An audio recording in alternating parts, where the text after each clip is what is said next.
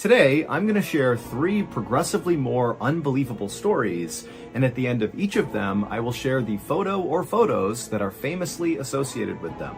But before we get into those stories, if you're a fan of the strange, dark, and mysterious delivered in story format, then you've come to the right place because that's all we do, and we upload once a week. So, if that's of interest to you, please give the like button a 1,000-piece jigsaw puzzle for their birthday, but before you hand it over, make sure you secretly remove one of the pieces. Also, please subscribe to our channel and turn on all notifications so you don't miss any of our weekly uploads. Okay, let's get into today's stories.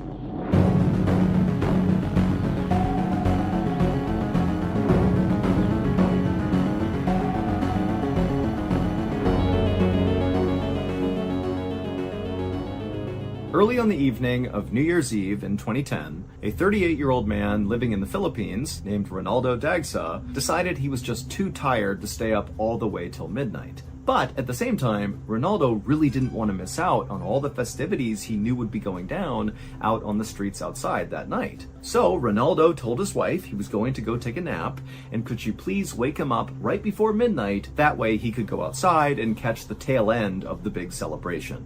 And so his wife said that was fine, and just a couple of minutes later, Ronaldo was in his bedroom, in his bed, passed out. Ronaldo was a politician, and he was beloved in the Philippines because he was one of the very few politicians who was not afraid to arrest and prosecute gang members. In the Philippines, gang violence is a big issue, and really, Ronaldo was one of very few people doing anything about it. About 10 minutes before midnight, Ronaldo's wife went into the bedroom and woke Ronaldo up. And Ronaldo, even though he was really tired, he was so excited to get to go outside that he jumped out of bed and he made his way into the kitchen and he grabbed his camera, and then he called for his wife, his daughter, and his mother-in-law, who were the only people still awake in his family at this point, to come with him. And so they would agree, and they would come with Ronaldo. He would go outside, and as soon as he opened the door, it was like everything he hoped it would be. There were people everywhere, all along these busy streets. There were firecrackers being shot up into the sky. People were laughing and cheering and celebrating. And so Ronaldo was really excited, and what he really wanted to do was capture a picture of his family right as the clock struck midnight, kind of commemorating New Year's Eve. And so Ronaldo led his family to a part of the sidewalk that wasn't very crowded, and he positioned his family, so his daughter and his wife and his mother-in-law, in a position that he was happy with, and kind of made sure the picture was in frame. And then he kept checking his watch, waiting for midnight, and then right as it was about to strike midnight, he raised up his camera and he aimed it at his daughter, his wife, and his mother-in-law, and he took a picture. And here is the picture that Ronaldo took. In the foreground, you can see Ronaldo's daughter on the left leaning up against the car, and then next to her is Ronaldo's wife, and then next to Ronaldo's wife is Ronaldo's mother-in-law. And all 3 women are smiling as this moment in time is captured on film. But what Ronaldo also captured on film were 2 men who he didn't know standing right behind his family. The man on the right is not looking at Ronaldo. Instead, he's looking out to the road near them and kind of staring at the festivities. He looks concerned. And then on the left is the other man who's clearly holding a gun that is aimed directly at Ronaldo. These 2 men were assassins who had been sent to kill Ronaldo. And Ronaldo took a picture at the exact moment that he was assassinated. Literally, the second this photo was taken, the man on the left in this photo fired his gun and killed Ronaldo. This photograph would be used by police to track down and arrest Ronaldo's killers. Police believe that Ronaldo was targeted because he was so anti-gang, that very likely a gang hired hitmen to kill him. Thank you to BetterHelp for sponsoring today's video. Back in 2017, when I had just left the military, I was a mental train wreck. I was totally irritable for really no reason, and I basically couldn't stand to be around anyone, even my family and friends, and I didn't know why. Now, to other people who were watching me, it might have been obvious that I was struggling with my mental health, but I didn't see that. I thought it was just a rough patch, and I would just magically get through it and go back to normal at some point. But I didn't. At least not until I took my family and friends' advice and went and spoke to a therapist. And I'm glad I did, because my therapist was able to show me that the reason I was feeling the way I was and acting the way I was because I was depressed, primarily because I had lost my military identity, something I had had for 7 years up until that point. Now, as soon as I got this diagnosis, I was a bit shocked, but at the same time, it did make a lot of sense. And more importantly, once I kind of accepted that I was depressed, I was able to actually work with my therapist to get better. And eventually, I did. Look, therapy is not a one-size-fits-all solution, but if you're struggling right now and you don't know what to do, you should really consider giving BetterHelp a try. BetterHelp is a highly reviewed online therapy platform, which means you can get the help you need right from the comfort of your own home. Get matched with a BetterHelp therapist after filling out a brief survey online, and then it's up to you how you communicate with your therapist, whether that's through text or chat or video or phone call. You can also switch therapists at any time at no additional cost. Go to our sponsor, betterhelp.com/MrBallen for 10% off your first month of therapy with BetterHelp and get matched with a therapist who will listen and help.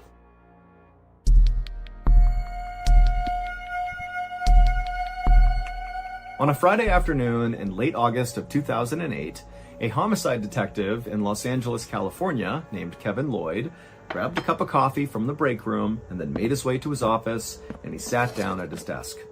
Detective Lloyd had already had a very difficult week, but now he had all this paperwork on his desk that he basically had to go through right now. He had put it off for too long, it was the end of the week, and so today was the day. And so Detective Lloyd took one more sip of coffee and then began sifting through all the papers. Now, this paperwork that Detective Lloyd was charged with going through was really just a huge stack of biographical information about gang members in and around Los Angeles. Basically, any time a gang member got arrested for anything, could be super minor, their information was added to this big dossier of biographical information. And it was the job of the homicide detectives to periodically basically go through all of this information and just kind of make sure you're up to date with what gang members were doing in and around the city. And so this was highly monotonous work, but it was necessary. So Detective Lloyd continued to flip through all these pieces of paper, and as he did, he slammed his cup of coffee, doing his best not to fall asleep from boredom.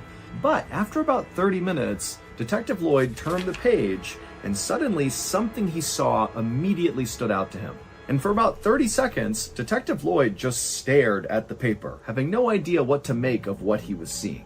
And what he was seeing was basic biographical information of a small-time gang member named Anthony Garcia, who had recently been arrested for driving with a suspended license.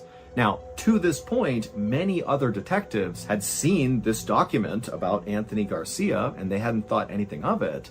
But when Detective Lloyd looked at this page about Anthony Garcia, a photo of Anthony immediately stood out to the detective. But before Detective Lloyd was prepared to run to his boss and tell him about this huge discovery he had made, he thought, you know what, I need to do a little bit more digging because this could totally be wrong. So Detective Lloyd left the paperwork on the desk, he put his coffee down, and he walked his way out of the office and down to the room in the police department where they stored all of the files for all the unsolved murder cases. And so Detective Lloyd, he goes in there and he begins walking up and down the rows until finally he found the case that he was looking for. He grabbed it and he walked back to his desk, he sat down, and he began to read it. Now, this unsolved murder case, which was from 4 years ago in 2004, did not appear on the surface to have anything to do with Anthony Garcia. But Detective Lloyd was reasonably sure that there were details in this unsolved murder case from 2004 that would prove his theory about Anthony Garcia. The file that Lloyd was reading described a murder that took place on January 23rd, 2004. That night, a 23-year-old man named John Juarez was standing in front of this liquor store called Mr. Ed's Liquors, which is located in a small neighborhood in Los Angeles.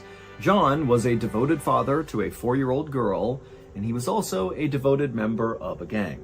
But on this particular evening, John was not doing anything criminal in front of this liquor store. He was just standing there near a street sign, kind of minding his own business. But at some point, 2 men walked up to John and asked him where he was from, but before John could even answer, one of these 2 men drew a gun and began firing shots into John, and one of those rounds struck him in the head and killed him.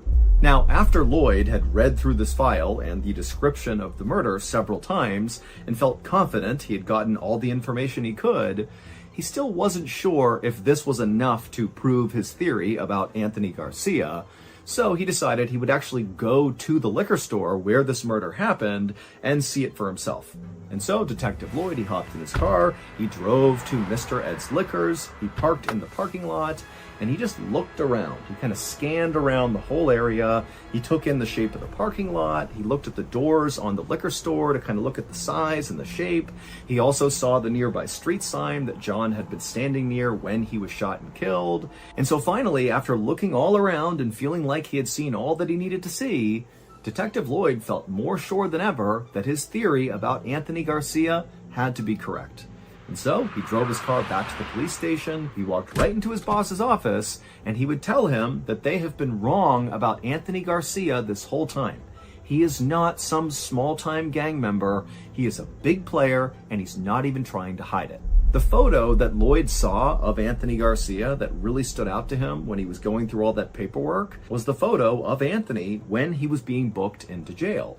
And in this photo, Anthony is shirtless, and Anthony has this huge chest tattoo that you can clearly see in this photo. The tattoo shows a liquor store, and to the left of the liquor store is this military-style helicopter that's coming in and firing its gun towards the ground. And on the ground, in the line of fire from this helicopter, is what looks like this man who's got the body of a peanut. And so he's being killed by this helicopter. All the other people who saw this photo or who saw Anthony Garcia in person chalked up his tattoo to just some weird depiction of a helicopter killing a peanut guy, and they didn't think too much of it. But Detective Lloyd had actually been to the crime scene in '04 when John Juarez had been murdered, and so he had seen the layout of the crime scene, and then he's looking at this photo of Anthony Garcia's chest tattoo, and he realizes it is the same depiction of the crime scene. Anthony Garcia, his nickname was Chopper, which is often a slang term for a helicopter, and John Juarez, who was murdered in '04, he was a member of a gang called Pico Nuevo, and Anthony Garcia and the gang he was involved in, which was not Pico Nuevo, they used to make fun of people like John for being affiliated with that gang by calling them peanuts, meaning the helicopter in the tattoo represented Anthony Garcia, and the peanut guy was John Juarez. So this tattoo is literally like a confession that Anthony Garcia was the guy who shot and killed John Juarez. And there were other details in this tattoo as well that made it even more clear that this really was like a confession. I mean, just the angle of the peanut guy's body, so John Juarez's body in the tattoo, was the same angle as he was found in real life. And also the decorations on the liquor store in the tattoo lined up with the decorations that were on Mr. Ed's liquor store when John Juarez was murdered in '04. So really, Anthony Garcia sealed his fate by tattooing that to his chest. Ultimately, Anthony's tattoo would be used to convict him of John Juarez's murder, and Anthony would be sentenced to 65 years to life in prison.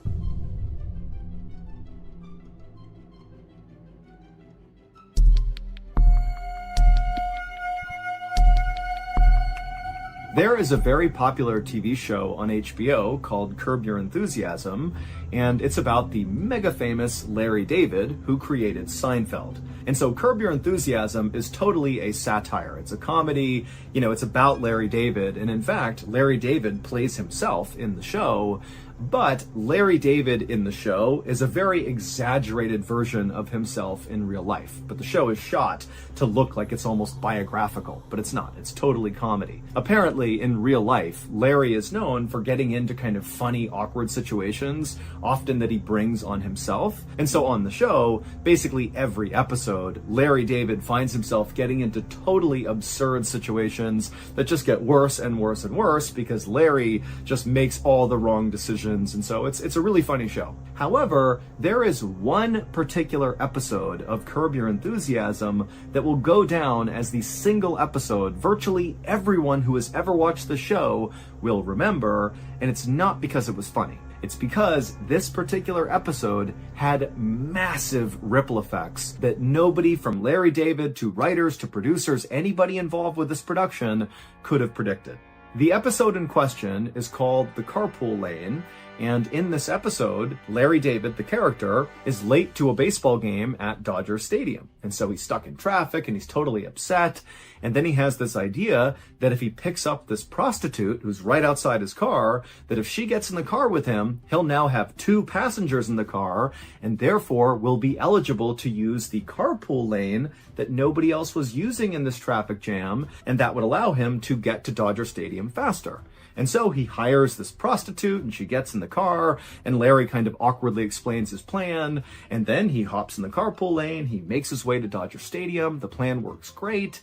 And when he gets there, he actually ends up bringing the prostitute with him into the game to just watch the game with him. And so he goes up, they find their seats, and their seats are just so bad. But as they're sitting there and Larry's totally upset about how bad his seats are, Larry happens to see one of his friends who's also at this Dodgers game. And Larry can tell, his friend has great seats. And so the rest of the episode is basically Larry going down and trying to convince his friend to give up his seats for Larry and his prostitute to watch the game. And his friend just continuously says no. And so really that's the gist of the episode. And you can see how it kind of gets more and more ridiculous and it gets really funny. But I mean, it's pretty typical writing for this show. This was not like a special show in any way. It was just kind of par for the course, Curb Your Enthusiasm. That is, until a lawyer named Todd Melnick heard about it. In the fall of 2003, this lawyer, Todd Melnick, called HBO and said he needed to see the raw footage from the episode they shot called A Carpool Lane. A producer at HBO named Tim Gibbons is the one who answered this call, and his first reaction was, we can't let you see this footage because this episode hasn't even aired yet, and so you're going to have to wait the couple of months until this episode comes out if you want to see this footage. But Tim quickly noticed that Todd Melnick, the lawyer, was not about to give up this easily. He was adamant that he had to see this footage right now.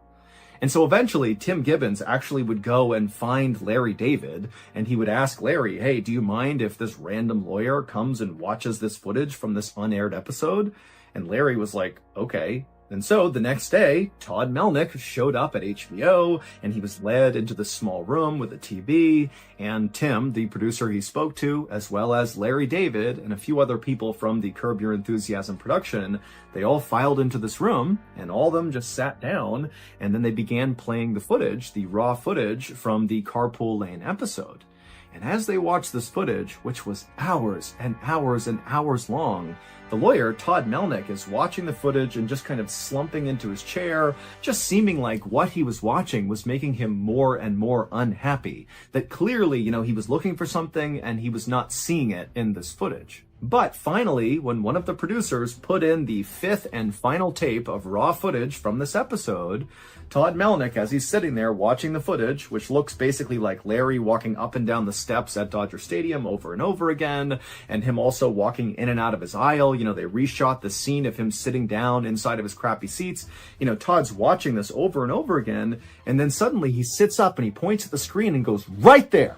It would turn out Todd Melnick was investigating a murder case. The murder happened on May 12, 2003.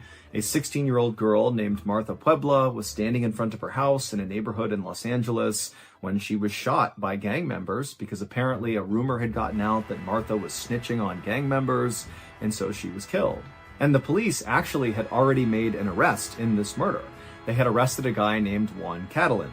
Juan's brother, Mario, was on trial for a different murder, and just 2 weeks before Martha's murder, Martha testified in Mario's case. And who was in the audience listening to Martha's damning testimony about Mario? Well, Mario's brother, Juan. And so prosecutors believed this was the motive for Juan to kill Martha. Also, there was an eyewitness to Martha's murder, and the sketch artist who worked with this eyewitness came up with a composite sketch of Martha's killer that looked exactly like Juan. And so now Juan was potentially facing the death penalty if he was found guilty. But Juan was adamant that he did not kill Martha, and on the night of her murder, he said he was at the Dodgers game where they were filming a Curb Your Enthusiasm episode. But nobody believed him, except for his lawyer, Todd Melnick, who called HBO, got access to all that unseen footage from the episode, and after watching for hours and hours and hours, finally that fifth tape goes in, and sure enough, Todd Melnick watched as his client, Juan Catalan, strolled right into frame and sat down with his daughter. It would turn out Juan was telling the truth the whole time, he did not kill Martha, and Curb Your Enthusiasm proved it. Shortly after this discovery, Juan would be released from prison and he would receive a settlement of $320,000 from the city of Los Angeles and the police. As for Martha, the police were able to eventually track down 4 people who were involved in her murder, and all 4 would be convicted and sent to jail for life.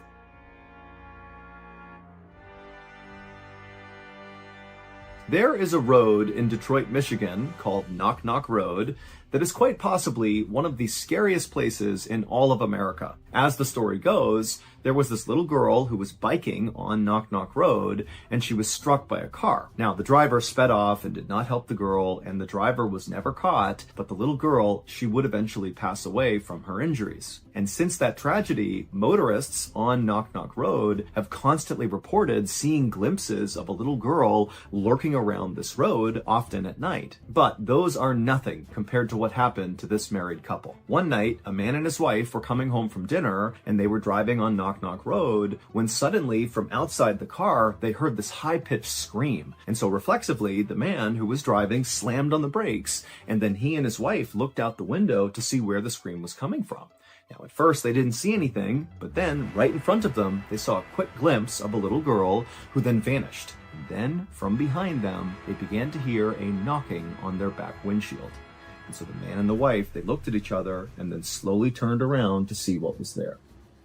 To hear what they saw and to hear the rest of this story, check out The Little Girl on Knock Knock Road, which is the newest episode on our new Ballen Studios podcast called Run Fool. New episodes of Run Fool drop every Tuesday, and you can find Run Fool on any podcast platform. So go check them out and listen to The Little Girl on Knock Knock Road. So that's going to do it. If you enjoyed today's stories, be sure to check out our podcast called the MrBallen Podcast, where we have hundreds more stories, a lot like the ones you heard today, but many of those stories are only available on the podcast. Again, it's called the MrBallen Podcast, and it's available on Amazon Music. Wait, hold on a minute. If you enjoyed this episode of Disturbing Photos, then I know you're going to love this other episode of Disturbing Photos. It's the same series. Check it out.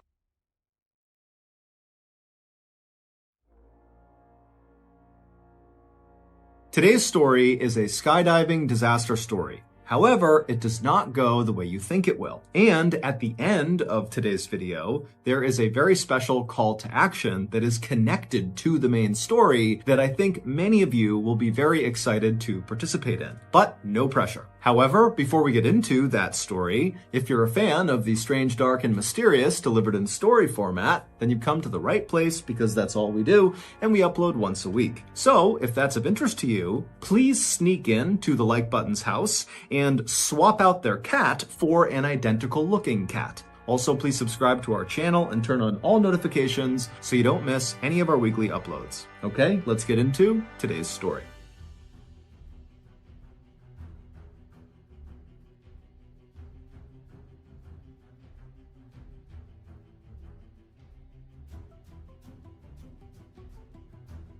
On the morning of August 1st, 2009, 44-year-old skydiving instructor David Hartsock pulled into the parking lot of Skydive Houston in Texas and then made his way inside. A few minutes later, and Dave, like the rest of his colleagues, was hard at work getting ready for the day before the facility opened up and the inevitable weekend rush began. Skydive Houston is actually just a private airport, and it's not really in Houston. It's located about 30 miles to the northwest of Houston in a city called Waller. The main facility of Skydive Houston is situated right up against this huge open airfield that basically looks like a big green grass field.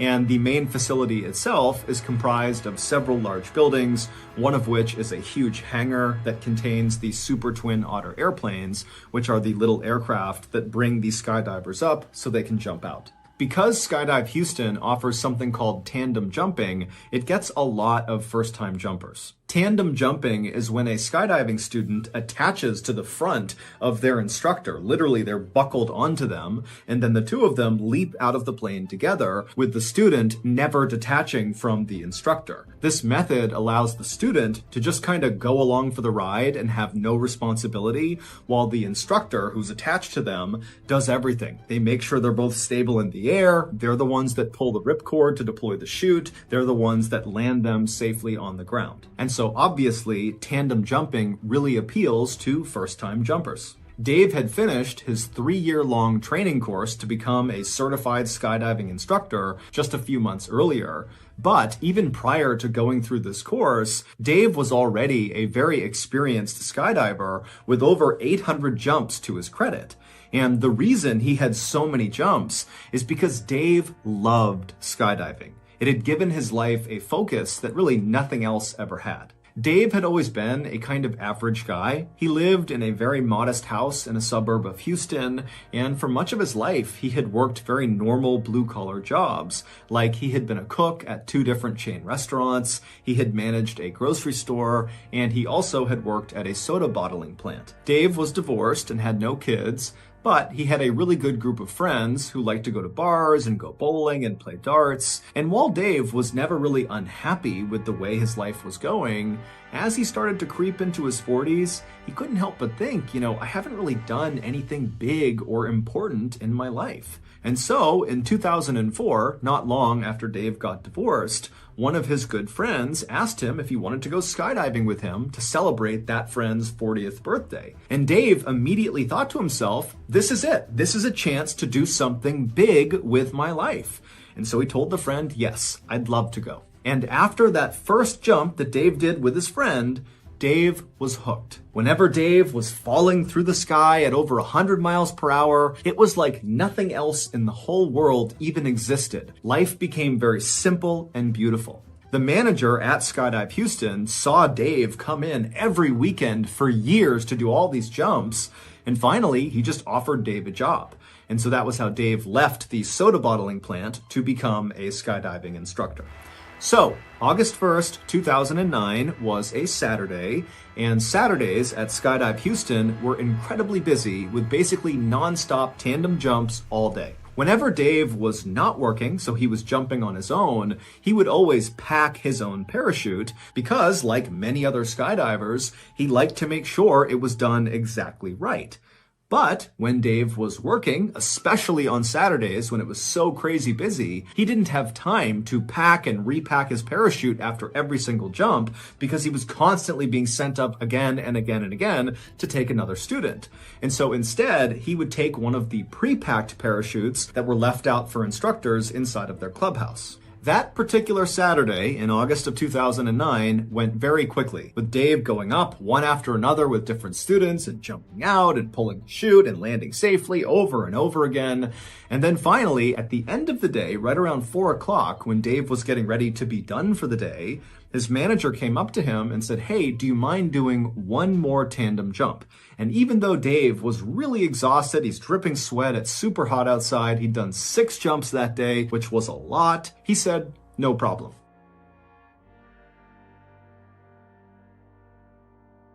Well, it's that time of the year again, which means the big game is right around the corner. Right now, trillions of people are rushing to their local owleries to get their mitts on the perfect winged beast for their game day buffalo owl dip. Meanwhile, me and old Long focus on what really counts on game day, and that's finger strength. Every day for the past 20 decades, me and Lungy have been waking up at 1 a.m. every day and putting our fingers through a grueling powerlifting routine so that on game day, when we fire up our gasoline-powered cell phones and load up our DraftKings Sportsbook app, as soon as we see the bets we like, our fingers are so jacked that when we tap on our screens, our fingers go through the phone. Now, does that ruin the phone? Yes. Is it worth it? I don't know, but it jacks us up.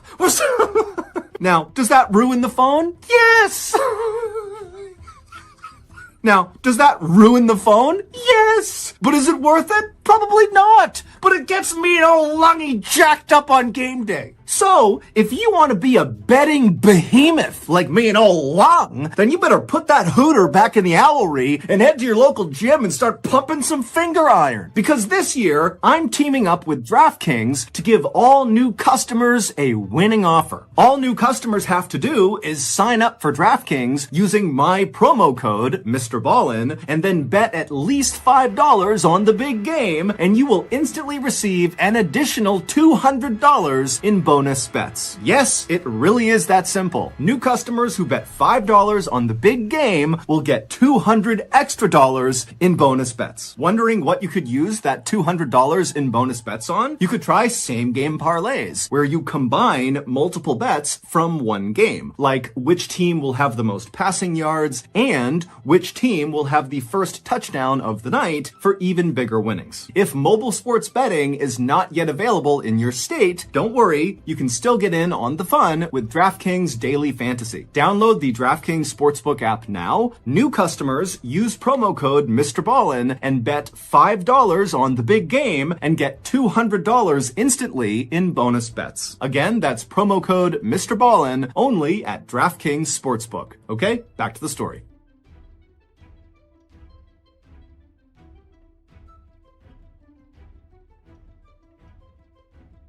And so the manager introduced Dave to a short blonde woman who was visibly nervous named Shirley Diggert, who was there to celebrate her 54th birthday by skydiving for the first time. Her husband, her son, and her 3 grandkids were also there to watch her from the ground and take pictures, and her other son, who was celebrating his 30th birthday, he too was going skydiving. As soon as Dave walked up to Shirley, he grinned and stuck out his hand, and he made the same kind of corny joke he always made with nervous first-time jumpers, and that was, "Don't worry, you're going to be just fine. You're going to be strapped to me, and I'm not about to let anything happen to myself." And so Shirley laughed, and she did seem like she was a little bit at ease. And so Dave patted her on the shoulder, and then he walked over and he grabbed one of the pre-packed parachutes off the wall.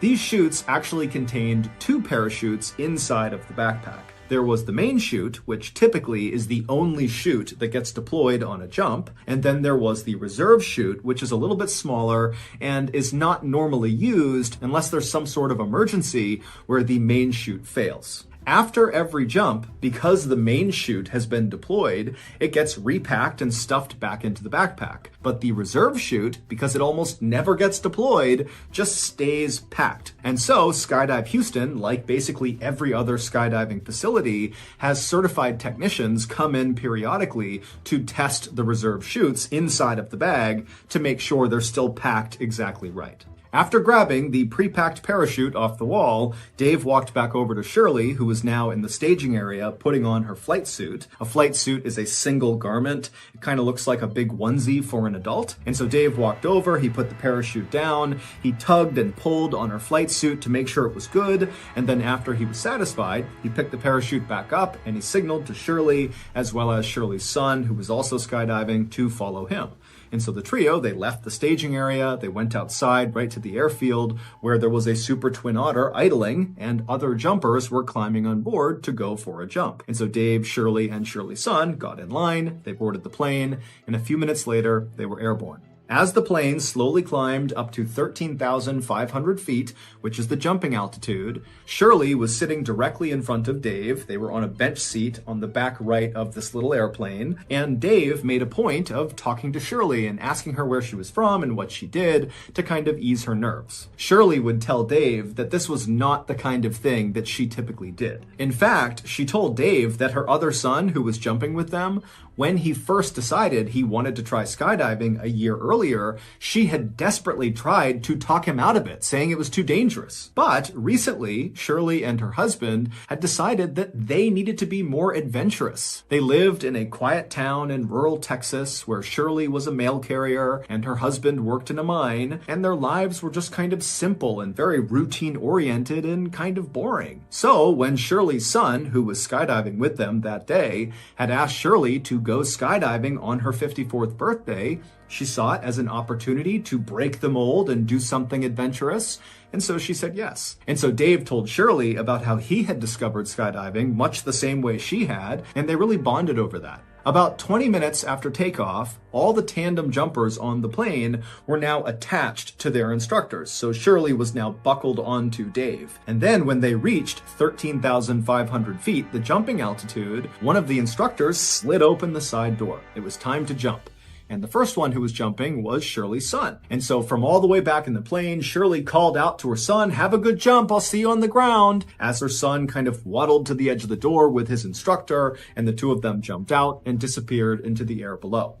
Next up was Shirley. So Dave told Shirley very calmly to stand up, and so they did. They stood up right next to their bench, and then before they waddled towards the exit, Dave, for what felt like the millionth time, checked to make sure he really was securely fastened onto Shirley, and then Dave tapped his ripcord right behind him, kind of like muscle memory, reminding himself where to go. He tapped his knife on his shoulder. He kind of just felt his equipment, and then feeling ready, he said, "Okay, Shirley, let's go." And then the two of them kind of waddled their way towards the front of the plane where that door was slid wide open, and then they turned, so Shirley's feet were right on the edge, basically looking out into the sky right outside. And so it's really loud, it's very windy, and Dave is right in Shirley's ear saying, "Okay, I'm gonna count to 3 and we're gonna jump." And then Dave reached forward, he pulled Shirley's head back so she was looking up because he didn't want her to look down when they leapt out, because for some people that will cause them to panic when they see the ground. And so with Shirley's head back, Dave very calmly said 1, 2, 3, and then very gracefully, the two of them jumped out. From the moment you jump out of a plane at 13,500 feet until you touch the ground, it takes maybe 2 to 3 minutes with about 30 seconds to a minute of actual free fall. But that 2 to 3 minutes is so intense, it feels like it's 20 minutes long. And this was what Dave loved so much about skydiving, that intense presence you feel, that you're really in the moment. There's nothing else you can think about. It's just you careening through the sky towards the earth. It's incredible. Dave had actually had a number of close calls in his life. Like a few years earlier, he had been riding his motorcycle when somebody hit him in their car and he fractured his skull. And then not long after that accident, he was in another accident where he fractured his spine. And after each of those two accidents and a few others, the only thought in Dave's mind was, "Oh my goodness, I hope I can skydive again." And miraculously, he had been. He had made full recoveries and he was back to skydiving each time.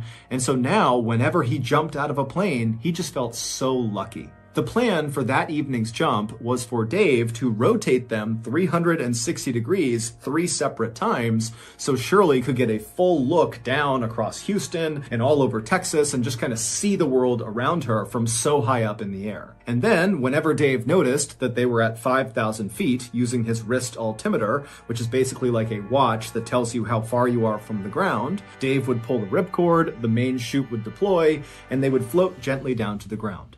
And at first, that is how this jump went. After they exited the plane, they stabilized in the proper horizontal position with Shirley in front, her stomach pointing toward the ground, and Dave obviously right behind her, controlling the skydive. And then after a few seconds, Dave slightly changed his body position and began rotating them 360 degrees so Shirley could look down and see all the highways and cars and barns and houses and the city off in the distance. I mean, it's this spectacular view. And as you're falling through the sky, especially in the first few seconds of a jump, you can't tell that you're going super fast, but you're going over 120 miles an hour, which is called terminal velocity. It's literally the fastest you can fall in the air. And so you're blazing towards the ground, but it almost feels like the air is pushing you back up. And so Shirley's having this incredible first time experience, just really taking it all in. And Dave, even though he had done this hundreds of times, was having a wonderful time as well.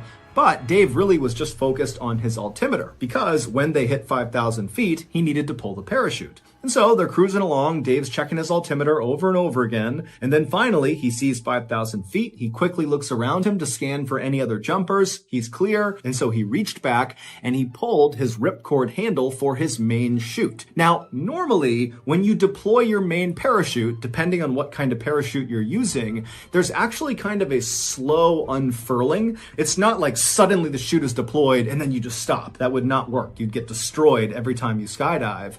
So the way it's packed is it kind of unfurls slowly, and it's like a gradual slowing down. But after Dave has pulled the ripcord handle, there was an immediate yank of the parachute backpack up and away from him, and then from somewhere above him, he heard a loud popping sound. Now, Dave had jumped enough times to know that this was not normal. There was a problem, and he would be right. The main parachute had deployed out of the backpack, but it got tangled on the way out, and so it did not inflate at all, and so as a result, it was not slowing them down at all. But worse than that was this tangled up parachute was still attached to them, and it kind of became like a sail, and it turned Dave and Shirley onto their sides and began whipping them around in something called a death spiral, where literally you're just spinning so unbelievably fast that normally jumpers will actually lose consciousness. They're spinning so fast. But Dave, being a very experienced skydiver, he tried to stay calm. He tried to track his way out of this death spiral, which is when you put your arms and legs straight and try to go in a straight line through the air. But it didn't work. He just kept on spinning faster and faster. And at this point, Shirley, she's practically losing consciousness. She's yelling what's going on. And Dave is just trying to stay calm. He's still trying to get out of it, but he knows there's no way. But Dave remembers he has 2 knives. And so he decides he's going to cut away this tangled main chute and then deploy his reserve chute, because you don't want to open your reserve directly into a tangled parachute. And so he reaches up, he's spinning, remember, he reaches up and he grabs the first knife. However, the lines of the tangled parachute had actually tangled on his shoulder strap where that first knife was, and so he literally couldn't get to the knife. And so now they're below 5,000 feet. They're at like 4,000, closing in on 3,000 feet. I mean, they're coming close to the ground here, and they don't have a canopy. But Dave, he stays calm. They're spinning around. He can't get that first knife, and so he reaches for the second knife, which was placed in front of Shirley. But because of how quickly they were spinning, he couldn't quite get his arm out to grab the second knife. It was just impossible to grab it. And so without any other options, Dave had to pull his reserve chute, knowing it was going to go straight into this tangled mess right above them. And so the reserve chute, it deploys,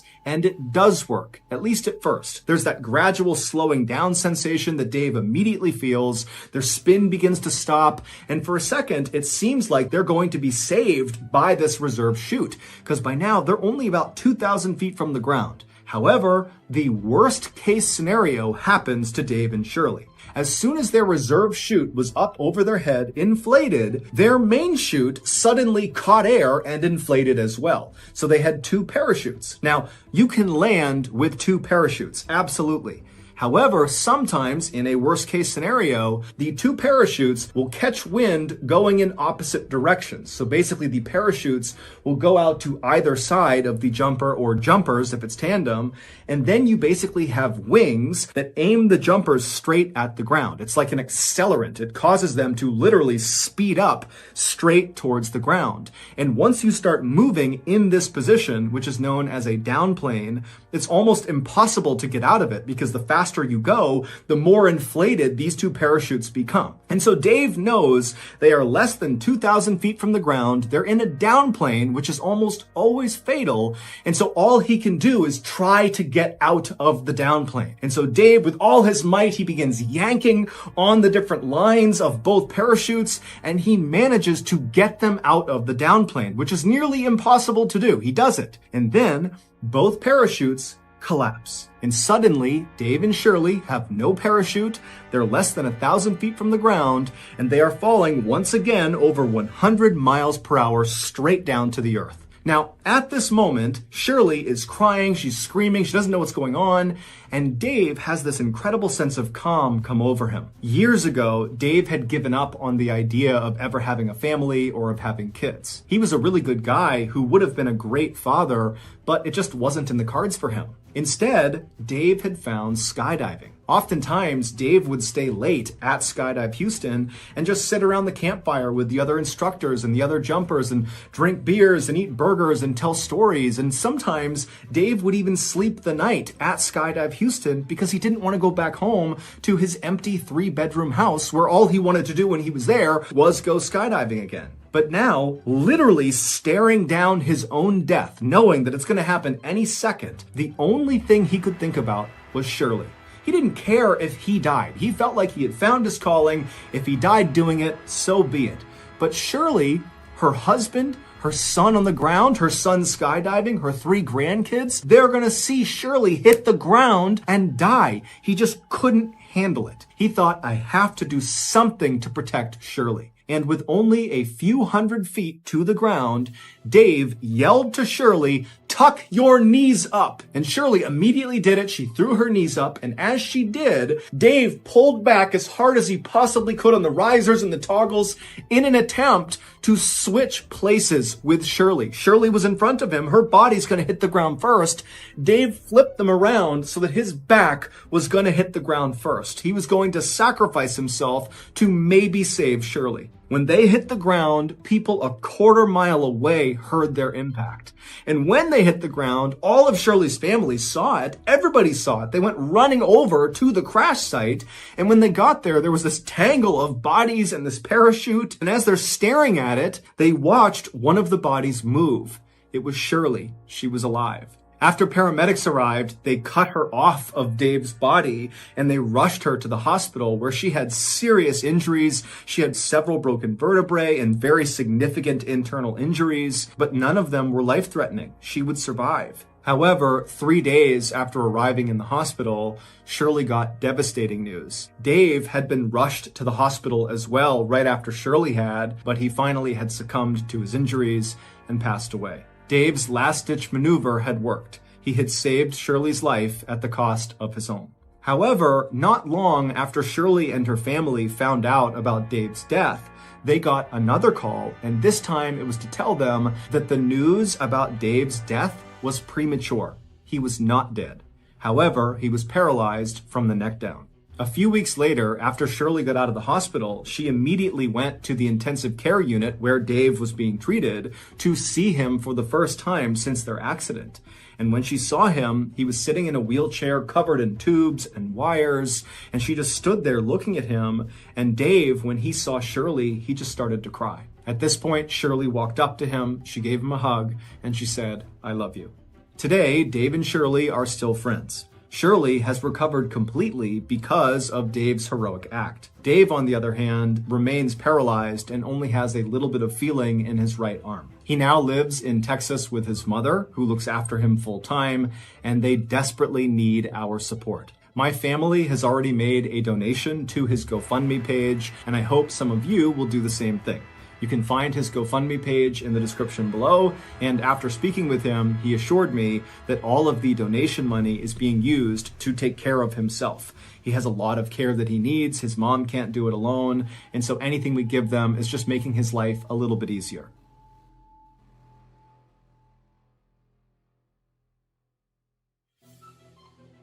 I always tell my oldest daughter to do things that scare her, because oftentimes those are the things we actually want to do the most. And so today I'm going to live up to what I always tell my kid to do, because today I'm announcing my first ever live storytelling show. Doing a live event has always been so interesting to me, but it's actually just kind of terrified me, and so I gotta do it. It's going to be a digital live experience on February 16th, so roughly 2 weeks from now, and because it's so close to Valentine's Day, we decided to call this show the Ballentine's Day Show. And this 1 hour long show will just be me at my desk with no script, telling you crazy, strange, dark, and mysterious stories in real time. If this first show goes really well and people enjoy it and they want more of it, then I think there's a real chance we transition to a full-scale tour where maybe I could be telling live stories in campgrounds or in locations where some of these stories have taken place. We don't know yet, but it all starts with this first show. So to show your support and to tell us that you want a live tour, go get your tickets now. There's even some really cool special limited edition Valentine's Day merch that you can get as part of a ticket bundle. Also, I'll be doing a live Q&A after the show that you can get a pass to as well. Go to moment.co/MrBallen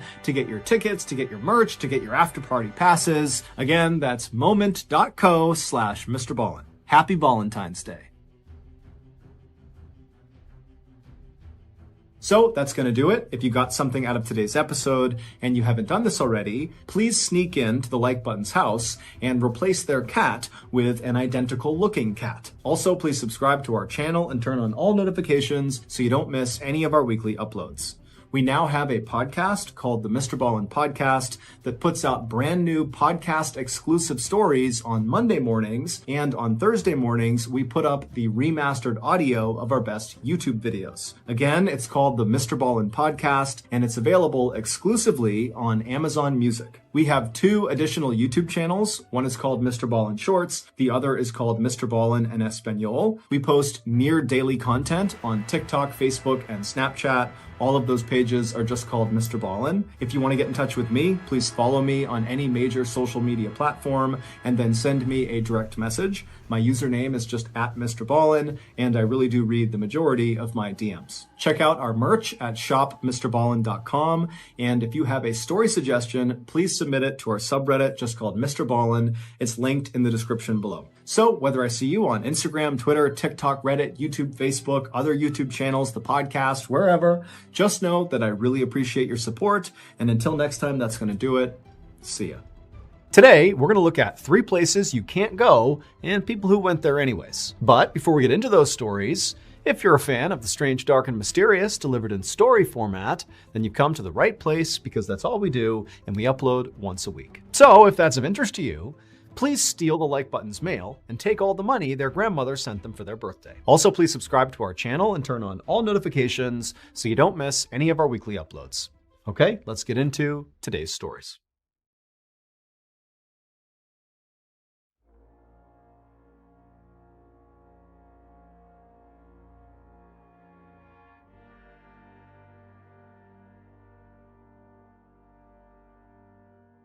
Around 11:30 a.m. on August 14, 2005, 2 Greek military fighter pilots flew in their jets high above Athens, Greece, following behind a Boeing 737 commercial airplane. This commercial airplane was Helios Airways Flight 522. It had left Cyprus at 9 a.m. that morning with 121 people on board, and it was scheduled to have landed in Athens 45 minutes earlier. But instead, shortly after takeoff, Flight 522's pilots had stopped responding to air traffic control, and now the plane was just circling right over the city. And so at some point, the military became concerned that perhaps Flight 522 had been hijacked, and at some point, the hijackers were going to crash the plane into a city. And so in response to that, they had sent up these 2 fighter pilots to see what was going on. Now, when the 2 fighter pilots arrived on station in the air right behind Flight 522, at first, they couldn't tell what the issue was. There was no fire or visible smoke or any damage to the aircraft. And so the 2 fighter pilots in tandem flew up alongside the plane so they could look inside the windows. And when they did, and they saw inside to the actual fuselage, they saw all the oxygen masks were dropped down in front of the passengers, and all the passengers had the masks on. However, all the passengers were passed out. They were slumped over with these masks strapped to their faces. Now, the fighter pilots had no idea if these passengers were unconscious or dead or some combination, but for right now, all they cared about was, are the pilots conscious and able to fly this craft? And so the 2 fighter pilots flew up until they were parallel with the cockpit, and they looked in the window, and they saw Not the pilots. They saw the oxygen mask drop down, but the pilots were not there. Instead, they saw this one guy who was clearly not a pilot. He was not in a pilot's uniform, looking out the window at them, just waving, just some random guy. And so the two fighter pilots had no idea what to make of this. Before the fighter pilots could even begin to react to whatever was going on here, this random guy in the cockpit looked out at one of the fighter pilots and just began gesturing down with his index finger, and then a moment later, Flight 522 began to descend. To fully understand what happens next, we need to go back to just before 9 a.m. on the same morning. So 9 a.m. was takeoff, and right before, the crew of Flight 522 did their routine safety checks of the aircraft, and they determined that the craft was ready for takeoff. However, they had actually missed one crucial thing. There was a knob on this aircraft that was switched to the wrong setting by a maintenance person right before takeoff, and nobody had noticed, so it wasn't put back to where it needed to be. And so Flight 522 wound up taking off on schedule, and at first, everything was fine, totally normal. But about 2 minutes into the flight, all these alarms began sounding on the aircraft, and then the oxygen mask dropped from the ceiling. And the reason for that is that knob that had been set to the wrong setting controlled how much breathable air was in the aircraft during flight. It basically had been switched to off. So there was nothing to breathe in the airplane. And so by the time these masks were dropping down, people on the plane were already passing out, including the pilots. They were passed out pretty much immediately when those masks came down. And so it's absolutely chaos in this plane. Everybody's passing out, except for one person, 25-year-old flight attendant Andreas Prodromo, who, when the masks came down, he was awake, he was conscious, and instead of grabbing one of those masks from the overhead, he managed to connect himself to one of the emergency oxygen tanks. Now, the reason that's very important is the masks that drop down on an aircraft have a very limited supply of oxygen. But Andreas, who was actually training to be a pilot, was aware of that, and he put on this emergency oxygen tank, which had way more oxygen to it. And so suddenly he's breathing a much longer air source, and he's looking around the plane, and everybody's passed out except for him. Now, we don't know at what point he learned this, but at some point, Andreas would have noticed, as he's breathing on this emergency oxygen tank, that out the window, he would see the plane is just flying in circles. And it would have dawned on him that not only are the passengers out, but very likely so are the pilots. And so literally, there's nobody flying this plane. And so he had a decision to make. Either he was going to just sit here until the plane crashed, or he was going to do something, like try to fly the plane. And that's what he ultimately decided to do. And so Andreas stood up, he took his oxygen tank, and he headed into the cockpit, and after moving aside the unconscious pilots, he attempted to fly this plane. And so the two fighter pilots who flew up alongside the cockpit and looked in and saw that one random guy who was waving to them, that was Andreas. And unfortunately, despite the fact that Andreas was training to become a pilot, he was not remotely qualified or skilled enough to fly a big Boeing 737. He had no idea how to fly this aircraft. And making the situation even worse is very shortly after Andreas entered the cockpit, the plane ran out of fuel. And so it left its automatic holding pattern that it had been in, flying in circles, and just automatically began trying to descend. But that required pilot input to land the plane. But Andreas knew he couldn't possibly land this plane successfully. And so as the plane automatically began its descent down towards Athens, this huge city full of people, Andreas did the one thing he could do. He took one last look at one of the fighter pilots outside the window, and he gestured to them that the plane was now beginning to descend. And then Andreas, he grabbed the yoke of the aircraft, and he intentionally banked it to the left, basically flying the plane away from Athens, and he guided this plane into an unpopulated hillside where it crashed. Andreas and all 120 people on that plane all died in the crash. However, because of Andreas's heroic final act of steering the plane away from Athens, not a single person on the ground was hurt. Thank you to BetterHelp for sponsoring today's video. So it's the new year, which means a lot of us, me included, have made New Year's resolutions. And while resolutions are generally a good thing, making some sort of change in your life, they also introduce a lot of stress and anxiety because I included often struggle to actually accomplish my New Year's resolution. And in years past, when I didn't hit the mark I wanted to hit, I just started feeling really bad about myself, like I'm a failure for not doing this thing, this big change I wanted to make.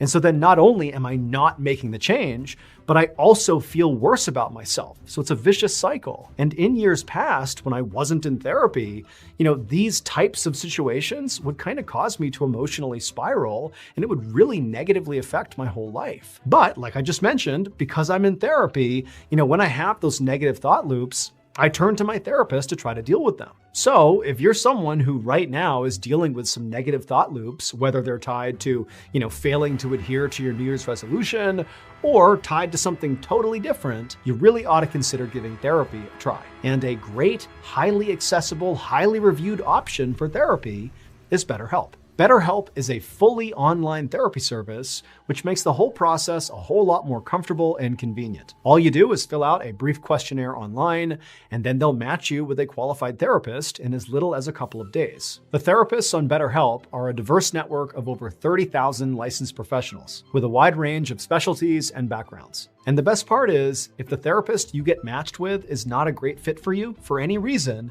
you can switch therapists at any time at no additional cost. Start fresh any day of the year. Click the link in the description or go to betterhelp.com/MrBallen for 10% off your first month of therapy.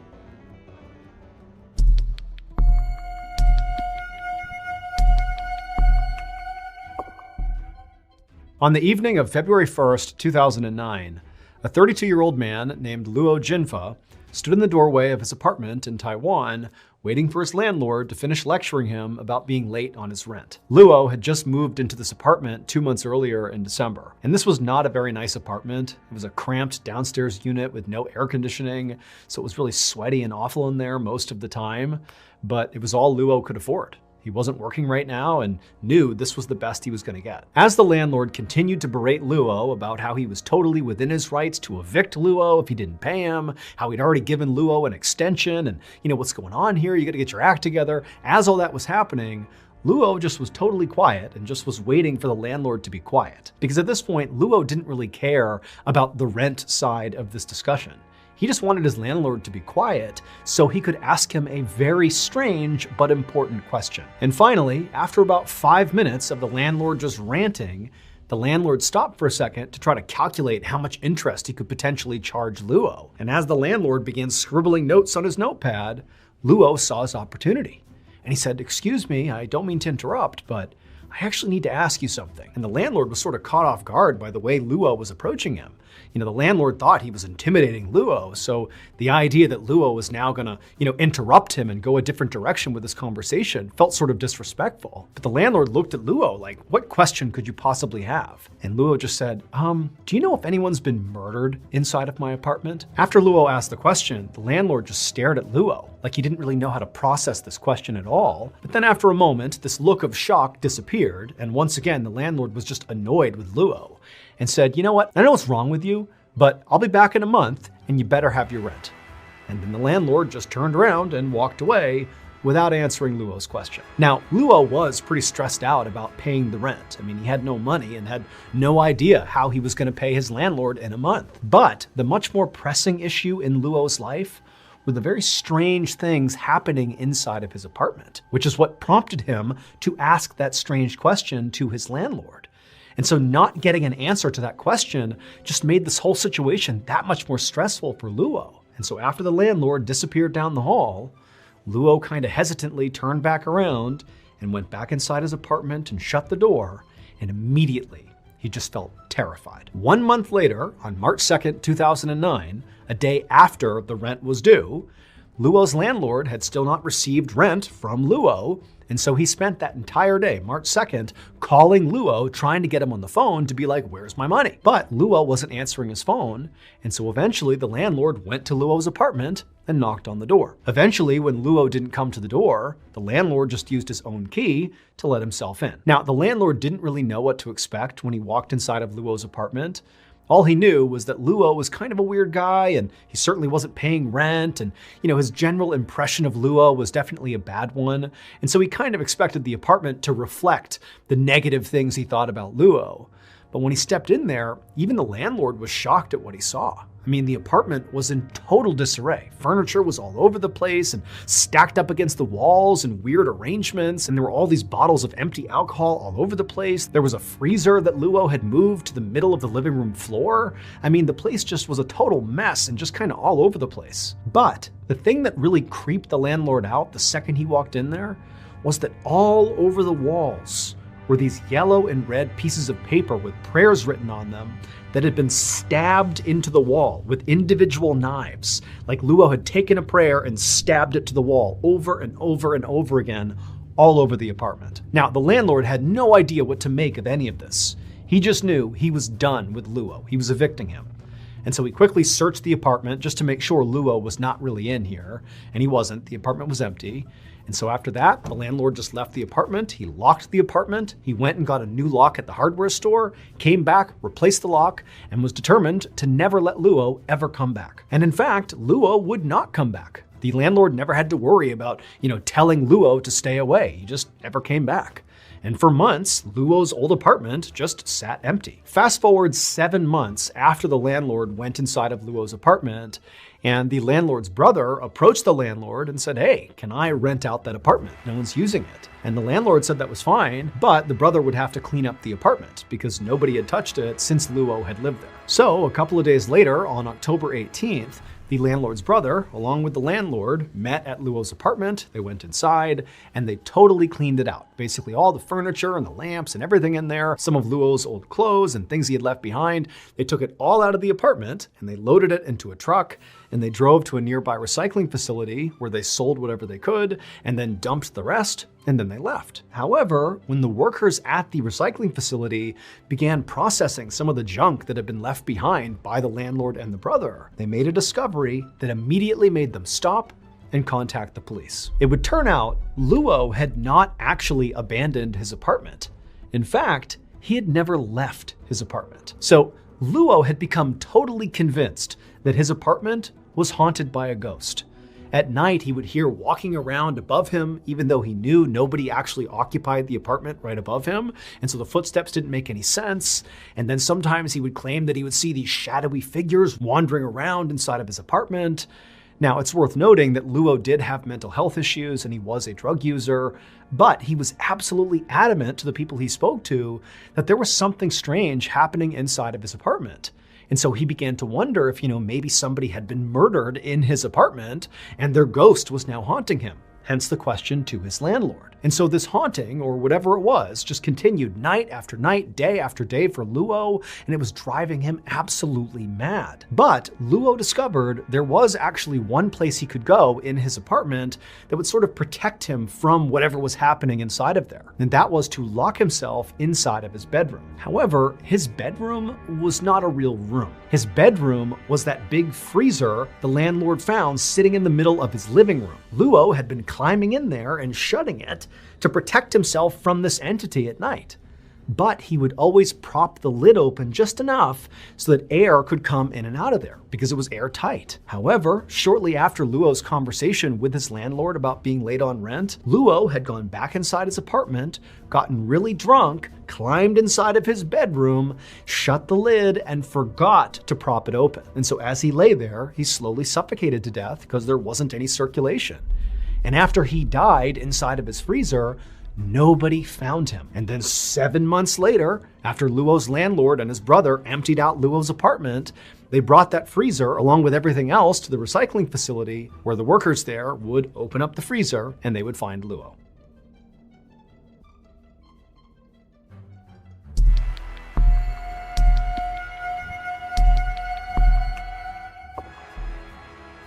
On August 4th, 2019, a 28-year-old man named Sombora left his farm in rural Cambodia and headed off into the jungle. His goal that day was to climb the nearby Chakrai mountain and try to harvest as much bat guano as possible. So bat guano is bat poop and it makes excellent fertilizer. And in the jungles of Cambodia, there are all these mountains, including Chakrai Mountain, that have these cave systems full of bats. So it's a great place to go looking for bat guano. And Sum and his family, they would go out there and harvest as much as they could in order to support their farm. This is kind of like their main business. And so on this particular day, Sum was not just going to climb this mountain and go into random caves and hope for the best. Today, his mission was to go to one cave in particular that he knew had a ton of bat guano inside of it, mostly because the other people in the area that went out harvesting bat guano, they wouldn't go into this cave. And the reason for that is the cave was really, really narrow and tight and frankly dangerous because of it. And so they didn't go into it. But Sum was a very slight guy with a narrow frame.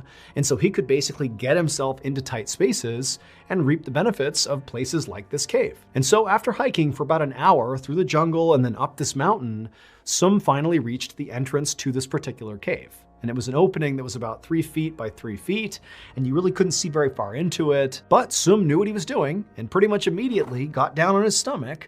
He got his flashlight out, he took his guano bag, which had a long strap coming off of it so he could drag it behind him, and he began wriggling his way into this opening. Now, the way this cave system roughly worked is there was this narrow entrance that went kind of straight ahead like a tunnel, and then periodically, as it continued along, there'd be these kind of like pockets, these openings where it would get big enough where Sum could actually get up onto his hands and knees and kind of move around a little bit. And it was inside of these pockets, these caverns, where all the bats would be. And that's where most of their poop was. And so all Sum was trying to do as soon as he went inside this cave is get to these caverns and then do his harvesting. And so Sum, he wriggled his way forward, he got through that first tunnel section, and he entered the first cavern. And sure enough, there were quite a few bats on the ceiling, and there was all this bat guano, about a pound of bat guano. And so he scooped it all up, he put it into his bag, and then he kept on moving through the tunnel into the next cavern.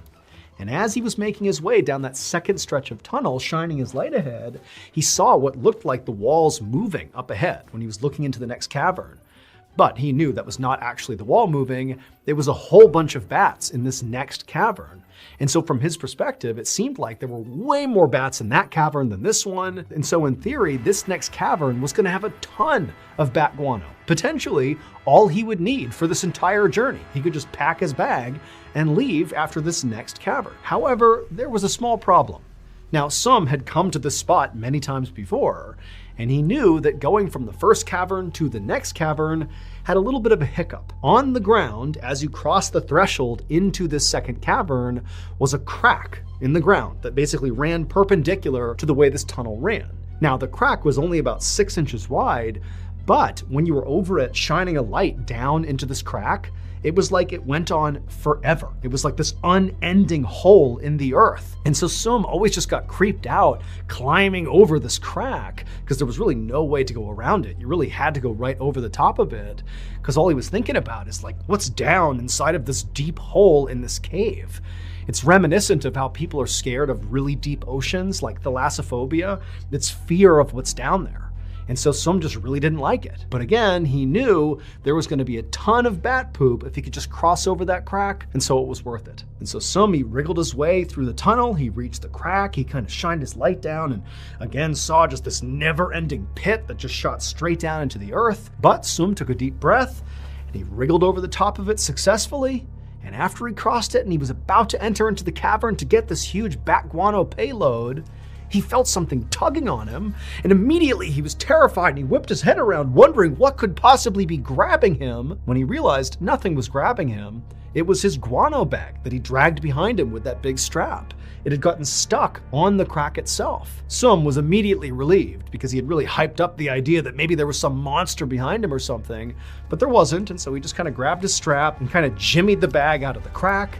But as he did, he lost his flashlight. So he's moving the bag and he kind of fumbles the flashlight, and the flashlight rolled backwards into the crack. And as soon as this happens, Sum is watching with horror as he's seeing the light kind of jostling around as it tumbles down into the crack, but then it comes to a stop. Like it didn't just fall endlessly into the earth, it got wedged at some point, and the light from the flashlight was actually shining straight up.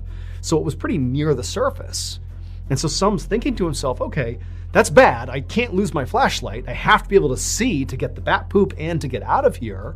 But let me just turn around and I'll reach into that horrible crack and I'll get my flashlight and everything will be okay. And so Sum carefully backed back down across the crack. And when he was looking straight down into the crack, he could see the flashlight, and it was wedged, pointing straight up, maybe 1.5 or 2 feet down. Now, Sum did not want to reach his arm into this crack for all the reasons he was scared of the crack. Like, he doesn't know what's down there, but he really needs his flashlight. And so Sum kind of backed himself up and mentally prepared himself, and then reached into the crack and began blindly reaching down, hoping to grab this flashlight and yank it out as fast as he could. But as he reached, he couldn't quite get to the flashlight. And so he began turning and twisting his body and forcing his shoulder deeper and deeper until finally he could touch the flashlight. And then finally, right as he grabbed the flashlight, something happened. That night, Sum did not return to his farm. Now, his family was not actually that worried about it because it was not uncommon for Sum to go out on these guano foraging adventures and be gone for, a couple days at a time. However, after another 2 days went by and still Sum had not returned, his family started to get worried. And so ultimately, Sum's brother decided to go out and look for him. Sum's brother had often collected guano with Sum in the past, and so he knew roughly where Sum liked to go, including Sum's favorite spot, that cave up in the mountain. And so when the brother went out looking for him, pretty quickly he found himself in that favorite spot. Now, Sum's brother was about the same size as Sum, and so he too could navigate this very tight tunnel. And so that's what he did. He got down on his stomach, he had his flashlight out, and he yelled into the cave for Sum, but there was no answer. And so he eventually made his way to that first cavern. He didn't find Sum. He kept going, and right as he was about to hit that second cavern, as he shined his light ahead, he saw there was a bag on the ground. And it was his brother's guano bag. And so he knew his brother had to have come here, and he began yelling out for his brother, but there was no answer. And then right as the brother paused for a second just to listen, he heard a faint cry, a human cry. And he called out like, "Is that you, Sum?" And again, he heard another cry. But he's looking around and he can't see Sum anywhere. And so the brother just continues shimmying his way towards that second cavern. And right as he begins to cross over that crack, he hears the cry again, and it's coming from right below him. It's coming from the crack. And the brother takes his flashlight and shines it straight down into that crack. And there, in the crack, was Sum. He was wedged all the way inside of the crack. It would turn out, a few days earlier, when Sum was in this cave reaching for his flashlight, he couldn't quite get his fingers around the flashlight. And so he kept turning his body more and more until his body was parallel with the crack itself. And then finally, right as he's leaning down and he gets his hands on the flashlight, he rolled and fell into the crack. His whole body basically perfectly fit into the crack, and down he went several feet where he wedged into the crack. And then once he was wedged down there was nowhere to go. He was absolutely trapped. And so Sum laid in this crack for days, having no expectation he was going to get out. He was totally wedged, no food, no water. He was going to die, and he knew it. In fact, he actively wished he had a knife on hand so he could take his own life. But luckily for Sum, his brother would find him, his brother would go and get help, and on the 4th day of Sum being trapped inside of this crack, rescuers were able to pull him out, and he would make a full recovery.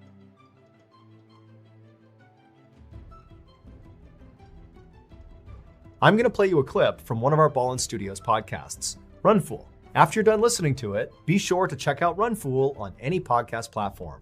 New episodes come out every Tuesday. Enjoy. Sometimes colleges invite me to give their students lectures on writing, or horror, or whatever else it is I pretend to be an expert on. They're fun gigs. I fly out, stay in a hotel on their dime, and inspire the next generation of creatives. It's good for the soul, usually. But last March, a trip to the University of Kansas left my soul feeling deeply troubled. It was late when I landed, and a sophomore who worked at the student union gave me a ride from the airport. Christine was quiet, and she didn't seem to be a horror fan. Just a young woman doing her job. At least I thought so. Until she took a detour and pulled over by a cemetery. It was lit by moonlight and surrounded by a barbed wire fence to keep people out. Or maybe to keep something terrible in. Yeah, my horror brain was kicking into gear. I asked why we'd stopped. Christine told me this was Stull Cemetery, the most haunted place in all of Kansas. She wanted me to check it out. I told her, kindly, that I'd rather not go ghost hunting. I was tired. And in my line of work, if you've seen one haunted cemetery, you've kind of seen them all. I thought she'd laugh, but Christine told me this one was different. Then she gripped the wheel and asked if I was religious. Something was off about this girl. She wasn't dangerous, exactly, but there was a pathetic need radiating off of her. So I said sure. I was a believer. I believed in a higher power, in right and wrong, but I wasn't a scripture fanatic.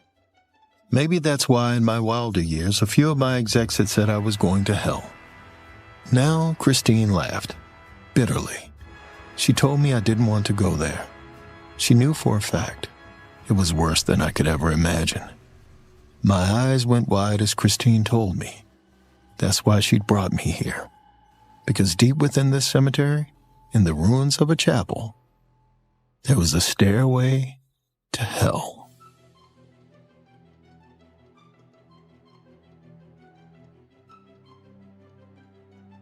If you haven't heard about what happened at the Gay Pride Parade in the Netherlands, it's likely because you haven't seen the infamous security footage that's currently going viral on Reddit and other places on the internet. Today, I'm going to show you portions of that security footage and tell you the story about what's really happening so you have context and can really appreciate what you're seeing. But before we get into that story, if you're a fan of the strange, dark, and mysterious delivered in story format, then you've come to the right place because that's all we do, and we upload once a week. So if that's of interest to you, please swap out all of the Pop-Tarts in the like button's pantry for the unfrosted kind. Also, please subscribe to our channel and turn on all notifications so you don't miss any of our weekly uploads. Okay, let's get into today's story.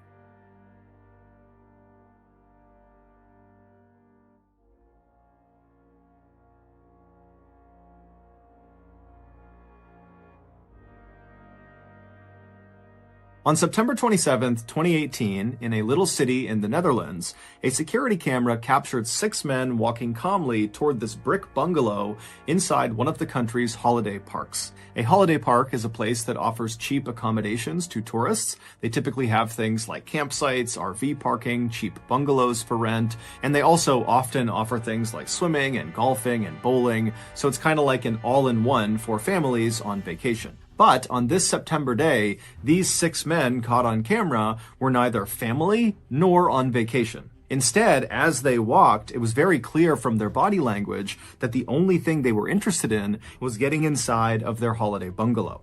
Once they did reach the front door of this bungalow, the apparent leader of the group, who had dark brown hair and a full beard, he pulled out a key, unlocked the door, he opened it up, and then he made sure the rest of the men took off their shoes before walking inside.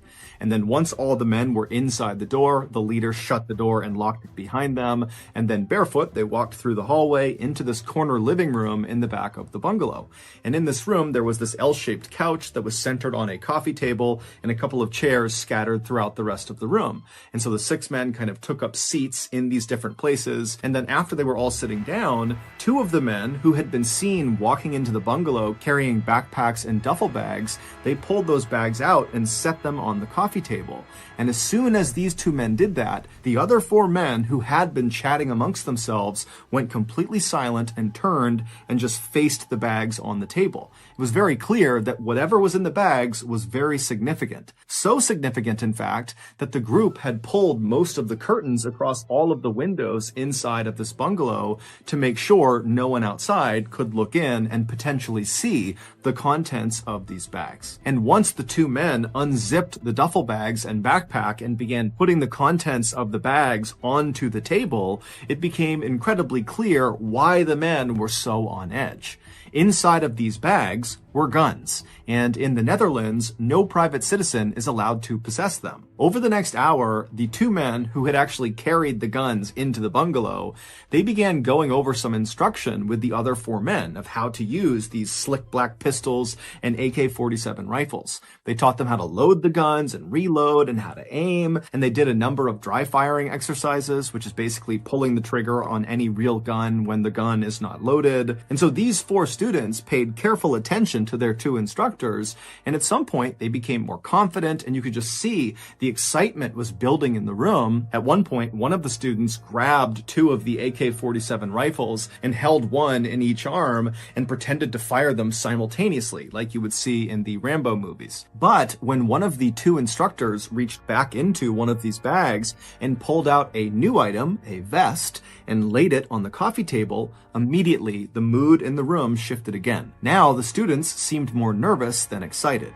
One of the four students eventually walked forward and somewhat reluctantly extended his arm to allow the instructor to slip the vest onto him. And then once the vest was put on the student, you can see in the camera footage, there are pockets all over this vest with little wires poking out of them. This vest was a suicide vest, and the pockets contained explosives. As one of the instructors showed the student in the vest which cord to pull in order to detonate himself, you can hear in the background someone saying, "When the police come, you can take them with you."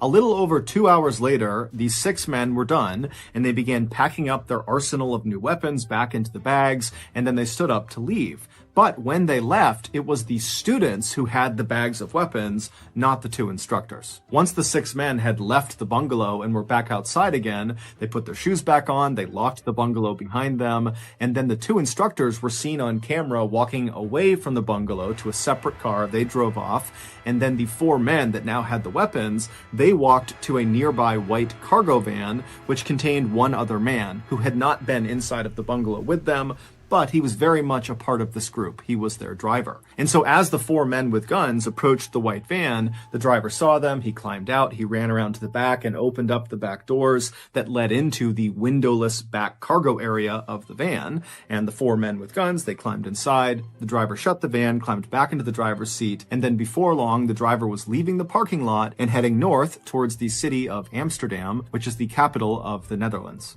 Every year, Amsterdam plays host to one of the largest gay pride parades and events in the world. The location is significant to the LGBTQ community because it was here in 2001 that the first gay marriage bill was signed into law, making the Netherlands the first country in the world to legalize gay marriage. So, for 1 week a year, hundreds of thousands of people pour out onto the streets and line the canals of Amsterdam, all drawn together to affirm gay rights and to celebrate their sexual expression, preference, and identity. And the men in the white windowless van intended to use their new weapons and training to kill or maim as many parade goers as possible. They were hopeful that their terrorist attack would rival or even eclipse the attack from 2015 in Paris in a nightclub that killed or injured more than 500 people and sent shockwaves through Europe.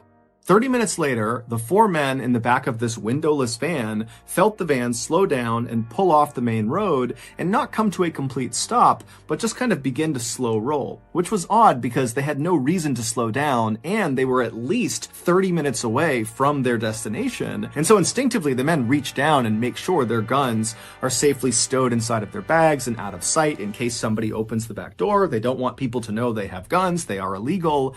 And so as the van continued to go painfully slowly for really no reason that was clear, the men in the back of the van were really starting to worry that something was wrong. Now remember, they have no windows. They can't look outside. They don't know what's going on.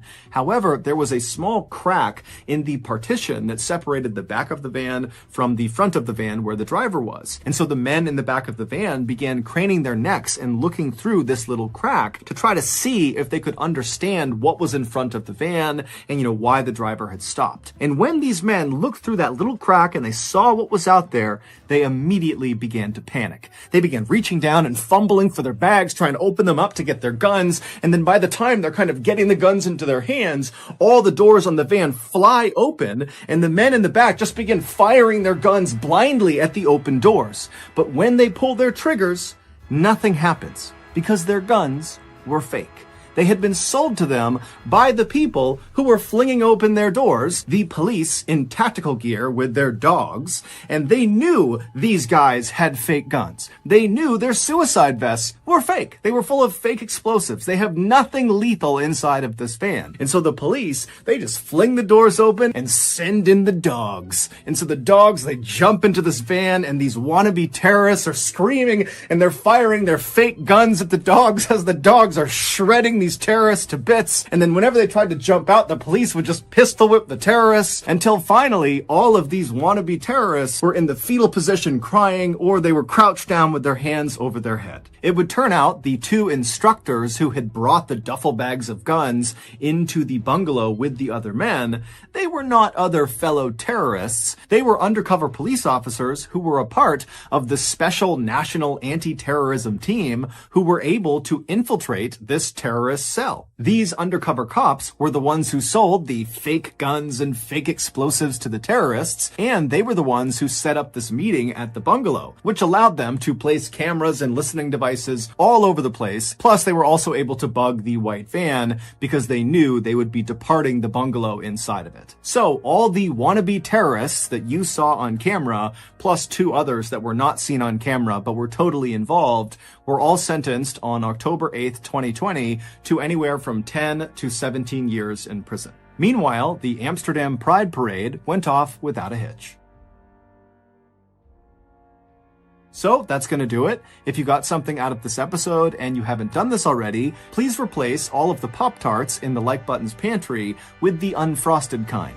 Also, please subscribe to our channel and turn on all notifications so you don't miss any of our weekly uploads. We have a podcast that puts out brand new podcast exclusive stories on Monday mornings, and on Thursday mornings we put out the remastered audio of our best YouTube videos. The podcast is called the MrBallen Podcast, and it is available exclusively on Amazon Music. Consider donating to our charity. It's called the MrBallen Foundation, and it provides support to victims of violent crime and their families. Monthly donors to the MrBallen Foundation Honor Them Society will receive free gifts and exclusive invites to special live events. Go to MrBallen.Foundation and click on Get Involved to join the Honor Them Society today. We have two additional YouTube channels. One is called MrBallen Shorts. The other is called MrBallen en Español. We post near daily content on TikTok, Facebook, and Snapchat. All of those pages are just called MrBallen. If you want to get in touch with me, please follow me on any major social media platform and then send me a direct message. My username is just @MrBallen, and I really do read the majority of my DMs. Check out our merch at shopmrballen.com, and if you have a story suggestion, please submit it to our subreddit, just called MrBallen. It's linked in the description below. So whether I see you on Twitter, Instagram, TikTok, Reddit, YouTube, Facebook, other YouTube channels, the podcast, wherever, just know that I really appreciate your support, and until next time, that's going to do it. See ya. In the early morning hours of March 1st, 1954, a Japanese fisherman was asleep inside of his bed on board this fishing vessel when suddenly he sat up because the room he was in was now completely illuminated in this unbelievably bright orangey white light. Now, he looked at his watch and saw it was too early for sunrise, and so whatever this light was, it was not the sun. And so this fisherman leapt out of his bed, he ran upstairs to the top deck, and he looked out towards these lights in the sky, and then the lights just vanished. And so for a minute, this fisherman and the rest of the crew were kind of relieved because they're thinking, okay, this seemed bad, whatever it was, but it's gone now. However, they didn't know this yet, but those lights were just the beginning of a 2-week-long nightmare that would go down in history as the first time ever humans experienced this particular horrible, horrible thing. But before we get into that story, if you're a fan of the strange, dark, and mysterious delivered in story format, then you've come to the right place because that's all we do, and we upload once a week. So, if that's of interest to you, the next time the like button is fast asleep, secretly take their phone and change the language settings to Chalcatongo Mixtech.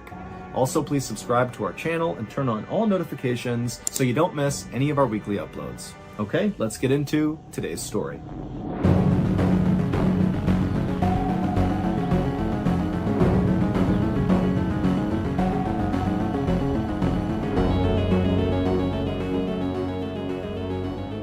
At around 1 a.m. on March 1st, 1954, a 20-year-old fisherman named Oishi Matashishi finally headed down to his bed on the lower deck of the fishing boat that he worked on, which was called the Lucky Dragon No. 5. Oishi was totally exhausted. He and the other 22 crew members had been working practically around the clock, 18-hour days for the last 6 weeks, trying to catch tuna, but so far, this trip had really been a disaster. They had gotten stranded on sandbars, there had been these terrible storms that had nearly capsized the boat, and then also they had lost a lot of their fishing lines when they got snagged on coral reefs. And so, as a result, their tuna hauls so far had been devastatingly low. And Oishi and the rest of the crew were very aware of this. In fact, Oishi was very worried that he would not bring home enough money to support his family. Back when Oishi was 14 years old, his father, who had been the breadwinner for their family, had been crushed to death when he was repairing a ship. And so now Oishi had stepped into that patriarch role, taking care of his mother and his 5 other siblings. And so Oishi really needed a solid paycheck from this trip, and it wasn't looking like that was going to happen. And so Oishi staggered his way into his small room and he collapsed onto his bed, and as he lay there trying to sleep, he felt the ship gently rocking side to side. The ship, the Lucky Dragon No. 5, was anchored relatively close to the Marshall Islands, which is a strip of islands right about halfway between Hawaii and Australia.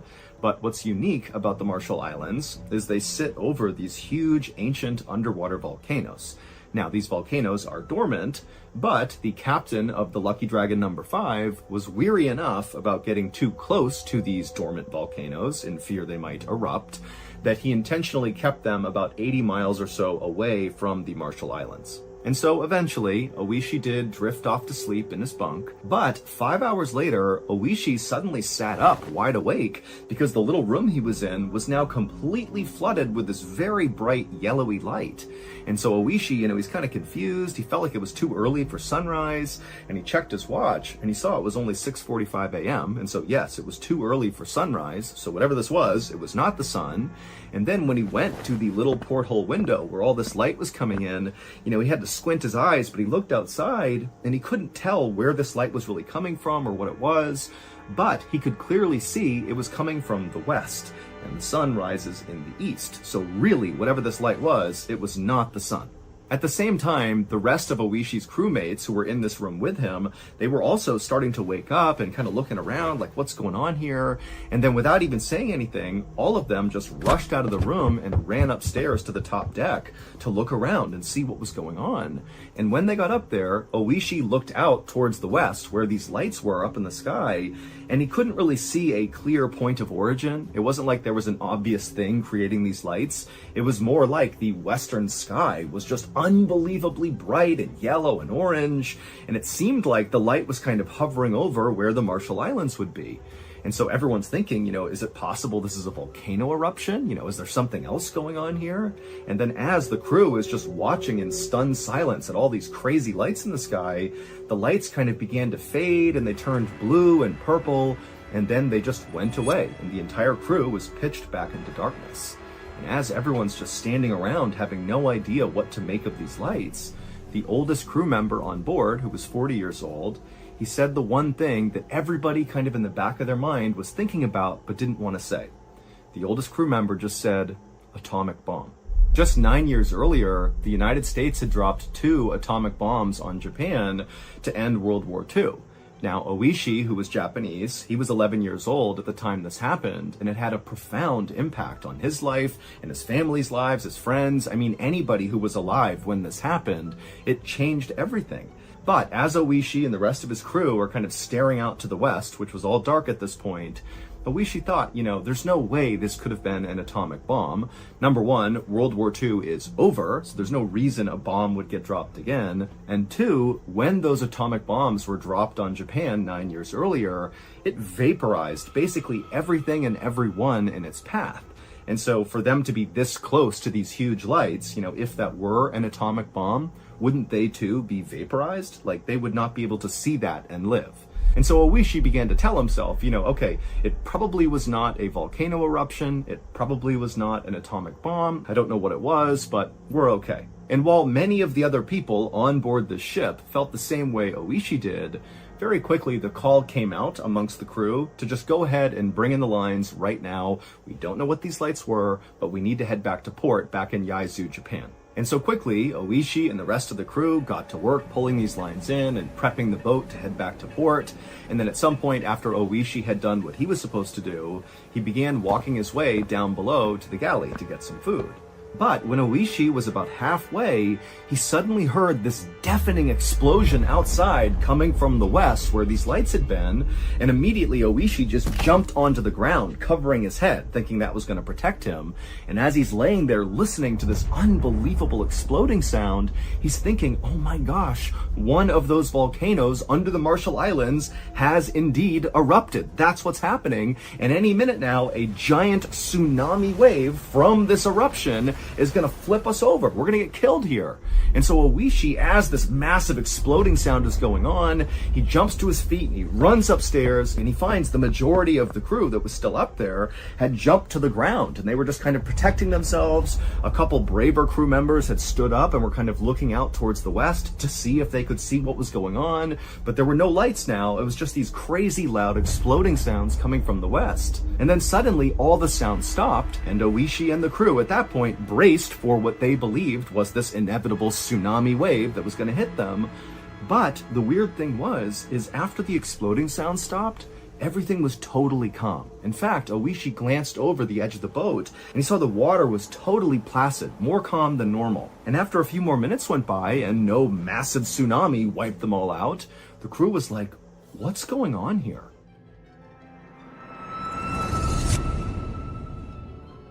Thank you to BetterHelp for sponsoring today's video. In 2017, I was medically retired from the military, and at first, this was awesome. It was like finally I had my life back again. However, not long after becoming a civilian again, I started becoming restless, and before long, it was like everyone and everything around me just totally annoyed me for really no reason. And over time, this caused a lot of problems because nobody wanted to be around me. And the way I handled this was by isolating myself. Luckily, my wife saw what was happening to me and she encouraged me to go speak to a therapist, and I would. And honestly, it changed my life. My therapist told me the reason I was acting the way that I was is because I was really struggling to transition to civilian life, and also there was some serious trauma surrounding a near-death experience I had when I was in the military that I had not really come to terms with, and that was kind of bubbling up to the surface as well. And while it was kind of jarring to hear this from my therapist, once I was given this diagnosis, I was actually able to treat the symptoms and I got better. Now, therapy is not a one-size-fits-all solution. However, it's a great starting point for people who are just totally lost and don't know what to do. And if that's you, you really should consider giving BetterHelp a try. BetterHelp is a highly reviewed online therapy platform, which means you can get the help you need right from the comfort of your home. Get matched with a BetterHelp therapist after filling out a brief survey online, and then it's up to you how you communicate with your therapist, whether it's via messaging, phone, or video call. Also, you can switch therapists at any time for no additional cost. Go to our sponsor, betterhelp.com/MrBallen for 10% off your first month of therapy with BetterHelp, and get matched with a therapist who will listen and help.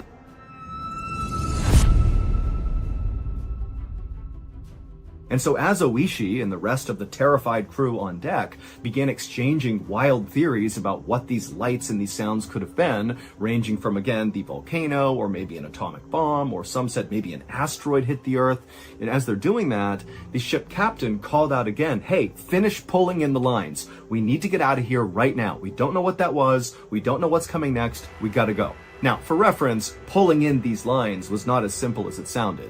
It was kind of a long and complicated process, and so Oishi and the rest of the crew, they began doing their best to pull these lines in as quickly as they could, but when the sun finally rose in the east, the crew on board the Lucky Dragon number 5, as they looked out towards the west, towards the Marshall Islands, they began to notice these weird gray clouds forming over these islands. And as the crew began to talk about these strange looking clouds, they noticed that despite the wind blowing from east to west, these clouds, these weird clouds over the islands, were actually making their way towards them. Basically, they were moving against the wind, which made no sense. And so as these clouds got closer and closer, the ship captain was screaming at Oishi and the others to hurry up, get these lines in, we gotta go, we don't want to wait for this cloud.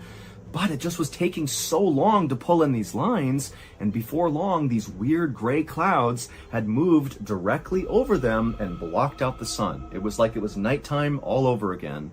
And as soon as these clouds were right above them, Oishi and the others, they just stopped and looked up, and suddenly it started to rain. Except not normal rain.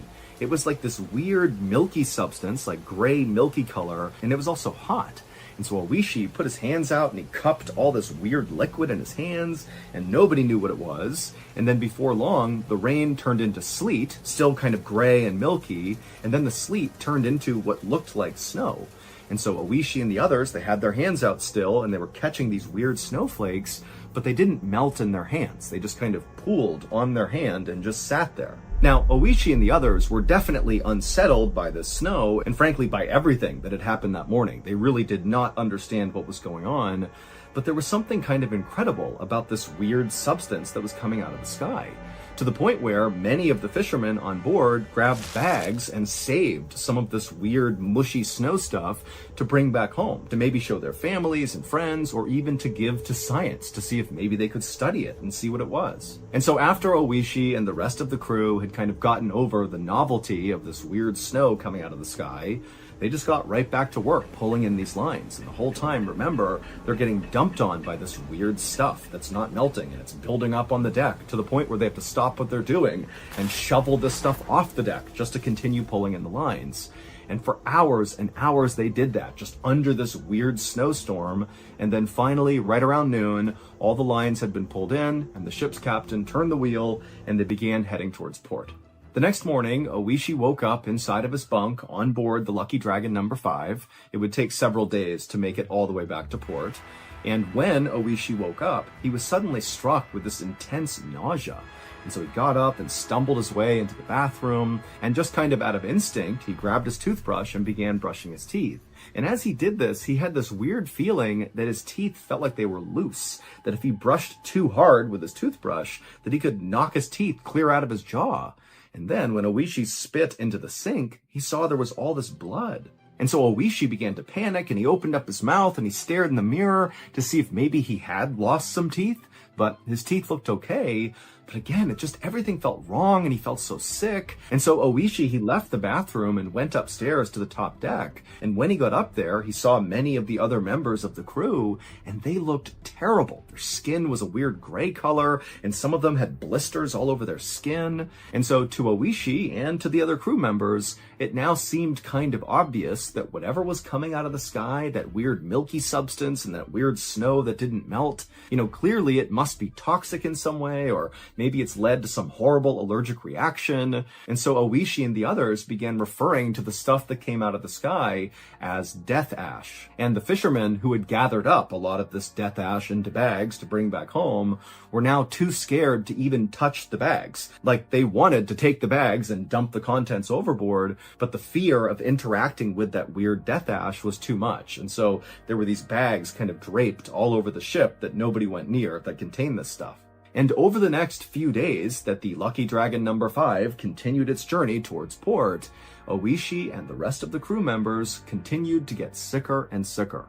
In fact, on one day, Oishi was outside unfurling one of the sails, and as he was hoisting this rope, he noticed the rope was covered in blood. And then when he looked at his hands, he realized it was because his hands were basically disintegrating as he was touching the rope, like his skin was just falling apart. And then, in addition to his skin falling off, Oishi's hair began falling out in huge clumps. And he was not alone. Many of the other crew members on board the Lucky Dragon No. 5 had the same things going on. It was like everybody was just totally deteriorating, and they all knew it had to be connected to whatever the heck they had heard and seen when there was that explosion and the lights and the stuff raining out of the sky. They didn't know what it was, but it could not be a coincidence that happened, and now this was happening to them. And so finally, on March 14th, the crew of the Lucky Dragon No. 5 pulled into port in Yaizu, Japan, and as they got off, they made this interesting decision to not tell anyone what happened to them. They all had this fear that, if it got out, that people knew what happened to them, that somehow they'd get in trouble. And so they all decided they would treat whatever was happening to them, but they would do it kind of secretly. And so Oishi, as soon as he left the boat, he went straight to the doctor's office, and as best as he could, he tried to kind of discreetly tell the doctor what had happened during this fishing trip. And then he showed the doctor all these lesions on his skin and the bald spots and the fact that he was so sick and that his teeth felt loose. And the doctor's like, I got no idea what's wrong with you. And so all he did was prescribe Oishi some zinc ointment to put on all of these blisters and lesions on his skin. And he told Oishi that, this should work, it should clear everything up, and you should be okay, but, come back if this ointment doesn't work. A few hours later, a woman was inside of her home in the port city of Yaizu, right near where the Lucky Dragon number 5 had docked, when she heard a knock on her front door. And so she put her broom up against the wall, she walked to the front door, she opened it up, and standing right outside was this horrible looking man who had gray skin and lesions all over him and all these bald spots, and he was smiling and his teeth were all red, like there was blood all over his teeth. And for a second she thought about slamming the door, but then she looked more closely and she realized it was her neighbor, Oishi. As soon as she realized this, she said, Oishi, what happened to you? And he just kind of shrugged his shoulders like he didn't have a way to explain all of this. And then he held out a small gray package and he just said, here's some extra fish that we caught on the last fishing trip I was on. I just wanted to give it to you. And the woman, who was still totally caught off guard by how terrible Oishi looked, she just turned and pointed at her kitchen table, telling Oishi to put the fish on the table. And so Oishi came inside and limped his way into the kitchen and put the package down. And then when he turned to leave, the woman stopped him and she said, Oishi, tell me what's going on here. You look horrible. You have all these bloody bandages on you. Was there a fire on the boat? Was there some sort of accident? Tell me. And so Oishi, he looked down for a second and then he looked back at her and said, I'm sorry, I can't tell you. Because again, remember, Oishi and the rest of the crew had decided they were not going to share details of what happened. And so this woman, who really liked Oishi and wanted to make sure he was okay, she just said, okay, you don't got to tell me about it, but here, have a seat, we'll catch up about other things. And so Oishi, he nodded and took a seat inside the living room. And as he sat there, the woman went into the kitchen and she got a cup of water. She brought it back and she handed it to him. And Oishi, he took the cup with a trembling hand and he sat there drinking his water, just looking so terrible. And the woman, she really didn't know what to say. She did not understand at all what was happening. But she could tell, Oishi does not want to talk about it. And so to kind of break up the silence, she just began talking about stuff she had heard on the news. And the big news story that everybody was talking about was the science experiment that was done out near the Marshall Islands. And when this woman talked about a science experiment and the Marshall Islands, Oishi dropped his glass and it shattered on the ground, and he just stared at this woman with a look of absolute terror on his face. And at this point, Oishi decided he was not going to keep his story secret anymore, and so he told his neighbor what had happened out on the water, the explosions, the lights, the rain, the snow, all of it. And after he did, the woman became terrified and said, get out of my house, go, go, go. And so Oishi, he got up and he kind of ran out of the house, not really sure what was going on. And then the woman, after Oishi was gone, she turned and she realized the package of fish that Oishi had left was sitting inside of her kitchen. And so she screamed and she too ran out the door. Over the next few days, more and more of the fishermen from the Lucky Dragon number 5 began to talk about what had happened out on the water, and as those stories began to circulate, they began to make the news all over the world. And as this happened, fish markets all over Japan had to shut down and destroy thousands and thousands of pounds of fish in fear that it might have come from the Lucky Dragon number 5. And the reason why everybody was so scared of coming in contact with anything that had been on board the Lucky Dragon, whether it was the fish or the people, is because on March 1st, 1954, when Oishi was suddenly woken up by the bright light outside coming from the west, and then there was that loud explosion, and then the cloud and the rain and the snow, all of that was not a volcano. It was not an atomic bomb. It was not a meteorite. It was not a fire. It was that science experiment that was talked about on the news. The US military was testing a brand new weapon that is quite possibly the most lethal weapon ever made.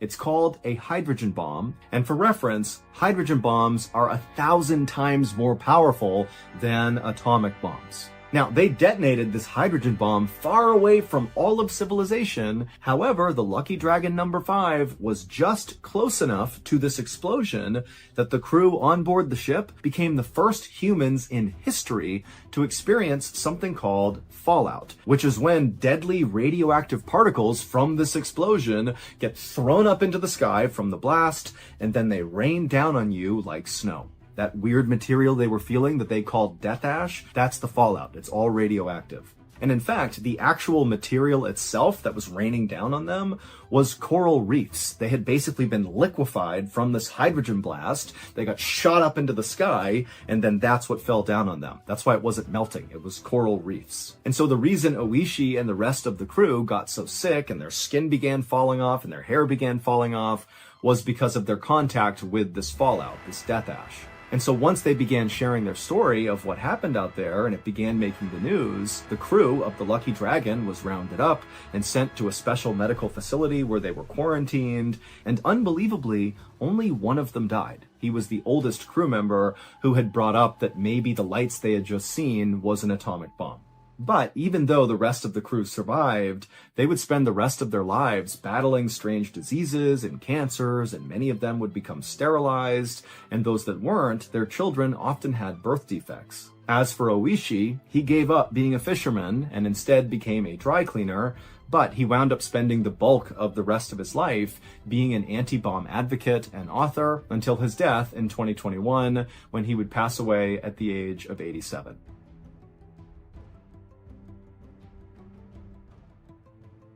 In the winter of 2001, inside of a Southern California police department, a fax machine in the corner of the room suddenly came to life. A moment later, a few pieces of paper fell out of the machine onto a tray, and a police officer walked over and began reading them. And as he did, his eyes went wide, because the fax was a goldmine of evidence for an ongoing murder investigation that had begun to stall. So this was a major breakthrough. But as other officers rushed over to see the fax for themselves, they all started to feel like something was off about this fax. It just seemed too good to be true. But regardless, the police followed up on the contents of this fax, and sure enough, it did lead them to their killer. However, the killer was not who anyone thought it would be.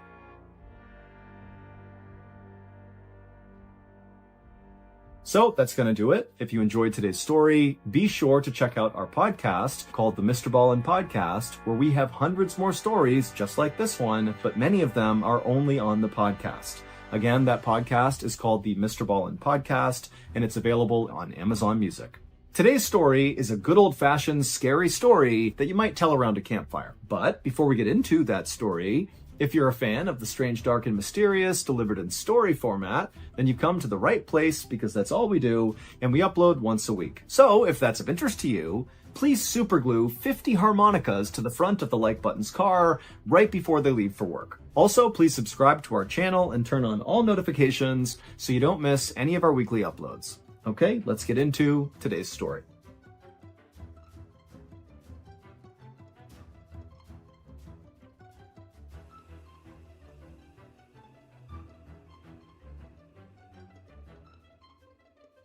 On the afternoon of Sunday, February 25th, 1855, a 48-year-old woman named Hannah Rallinson, along with her husband and a group of her friends, walked quickly down a road in Sheffield, England. As they walked, the entire group was totally silent because they were terrified of what was going to happen next. Behind Hannah and her friends on this road was actually another slightly larger group of people that were keeping pace with Hannah and her friends. They were actually going to the same place as them, except this second group had no intention of going inside that building. They were just there to see what happened. Now, Hannah and her friends were totally offended and annoyed by this group that was following them, but they knew there was nothing they could do, and so they just kept on walking in silence. And as Hannah walked in silence, she couldn't help but think to herself, how in the world did I get into this position? At the time, Sheffield, England was a big industrial city with lots of metalworking factories all over the place. And so loads of people at the time were coming to Sheffield to work in those factories. And as the population increased in Sheffield, the city began building all these tenement apartments, which are kind of like these low-quality, cramped, interconnected apartments that are basically cheap and easy to make and house lots and lots of people. Hannah and her husband lived in one of these tenement apartments, and they worked in one of the metalworking factories, which meant their lives were pretty rough and difficult. But recently, their lives had become even more challenging when their oldest son had died in a coal mining accident. And this totally devastated the parents, but Hannah definitely took it the worst. In her grief, Hannah became very antisocial and began just going to the factory and doing backbreaking labor all day, and then came straight home. She would go to a room by herself, and she would just sit there all night and pray and try to communicate with her dead son. Now, at first, Hannah's husband basically did the same thing as Hannah. He put all of his energy and his time and his focus on work, even though it was totally backbreaking and miserable, mainly because it was a distraction from this terrible grief he was dealing with. But after several weeks and months went by, Hannah's husband did begin to kind of get back to normal and began to move forward with his life. But he could see Hannah was not doing that. Hannah was totally depressed and isolated, and so he eventually encouraged her to start going back to church and start spending more time with people there, make some new friends, and hopefully being around some people will help you cope with this tragedy. And Hannah had actually taken her husband's advice. She began going back to church, she made a bunch of new friends, she rekindled old relationships, and before long, she was getting that support, and it was helping her kind of move through this grieving process. But ironically, it was this new church support group that had thrust Hannah into a new horrible situation, one that was playing out on the streets of Sheffield, England, as Hannah, her husband, and her church friends speed walked down the road with this big group following behind them. And so in this group of people with Hannah was obviously her husband, as well as her closest friend from church, whose name was Harriet Ward. And then also there was 3 members of the Favell family. There was Mr. and Mrs. Favell, as well as Mrs. Favell's sister. And all of them were headed to the tenement apartment on Campo Lane, where Harriet Ward and the Favell family lived together. Hannah and her group, and the second group that was following them, all came from the same place. They all went to the same church, and that day, for the previous 2 hours before they all took to the streets here, they had been having this really heated argument about what to do about Harriet and the Favell family's basement. Or, more specifically, what to do about what was in their basement. Some parishioners said that Harriet and the Favell family were just totally making up what was going on in their basement. But other parishioners believed them and said that that basement was so dangerous, nobody should go in it. In fact, we should just board up that basement permanently, or we should just level the entire tenement apartment building. And when that idea began gaining some traction, that lots of people in the church began saying, yeah, let's block off the basement or knock the apartment down, the Favell family and Harriet, who lived in this apartment building and did not want to, permanently block off segments of it or knock it down, they got so angry that they just stood up and left. And at this point, Hannah and her husband just got up and left with their friends.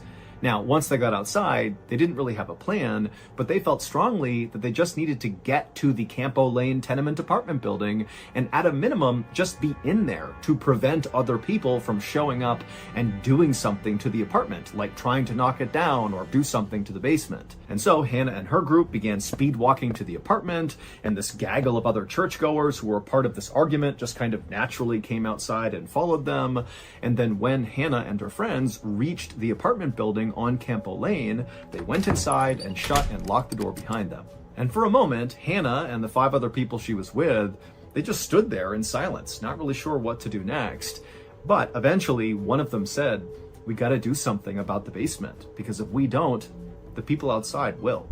Hannah walked over to the front of the apartment where there was a big window that looked out to the street. And when she looked out there, she saw the big group of people that had followed them were all kind of gathering around the small window that looked down into the Campo Lane tenement apartment basement. It was like all these people were jockeying for position to get the best look. Hannah shut the blind in frustration and then walked back over to the group.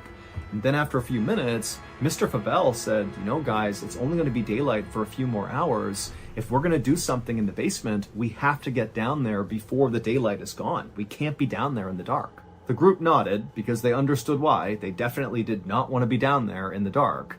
And then Mr. Favell looked over at Hannah's husband and he kind of gestured like, why don't we, the two of us, go down there together? And Hannah's husband, even though he did not want to go down there, he just nodded and said, okay, let's go.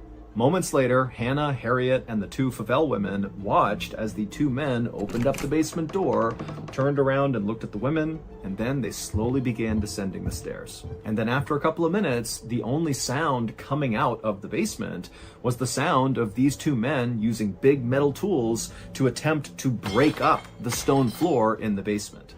For the next 2 hours, Mr. Favell and Hannah's husband continued to smash up the floor in the basement, but every time they removed a big piece of stone, all they'd find was dirt underneath. There was nothing else. Meanwhile, outside, the crowd looking in that window into the basement was only getting bigger and bigger. It was no longer just other members of their church. It was now just random people who saw this big group and walked over to see what was going on. And Hannah, who was at that window looking out into the street, she was seeing this group growing and seeing how rowdy they were getting, and it was starting to make her really nervous. But the nerves she felt about the crowd were nothing compared to the nerves she felt about her husband and Mr. Favell still being in that basement now that the sun was about to set. She did not want them down there in the dark. And finally, when the sun did set and the two men still had not come up, Hannah just rushed over to the basement and yelled for them to stop what they were doing and get up here. And the two men did as she asked. They dropped their tools and came upstairs looking totally dejected. They had not found the thing they were looking for down there, which meant they had failed.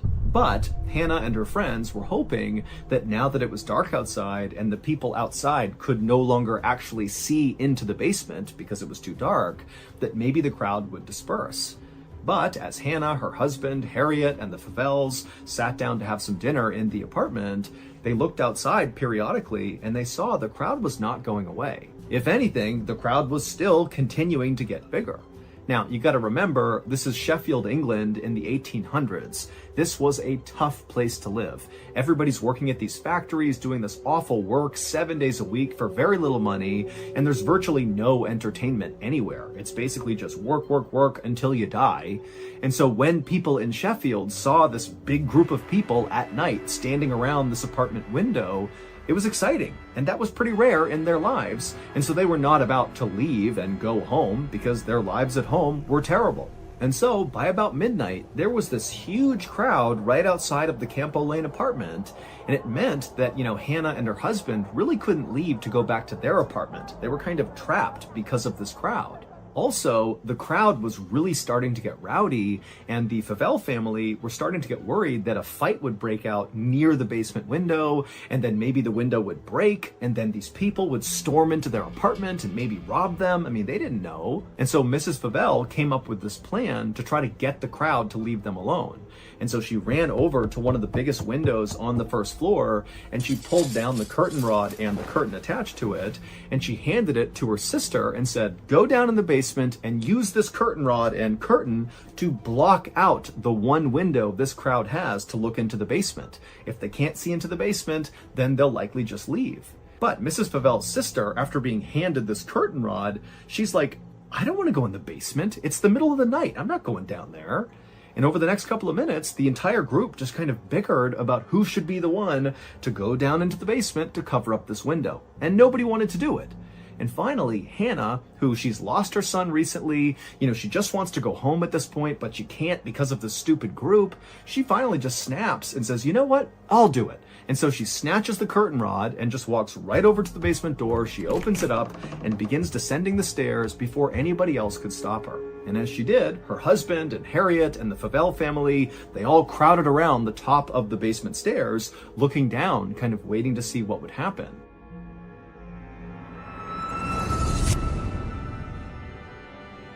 Last night, after I tucked old Sega into his little lily pad bed, and I had handed him his nice warm glass of fly milk, I was about to leave the room for the night when the little guy sat up and he said, "Papa, narra mihi fabulam," which of course in traditional Latin means, "Papa, please tell me a story." And I smiled and said, "Of course, Lung. I know Lung is a real sucker for Lung-themed stories. And luckily, because of our new show, MrBallen's Medical Mysteries, I'm up to my lungs in Lung-themed stories. And so before long, I was regaling old Sega Lung with a story about a man who believed he was just sick, but it turned out he had a tree growing in his lung.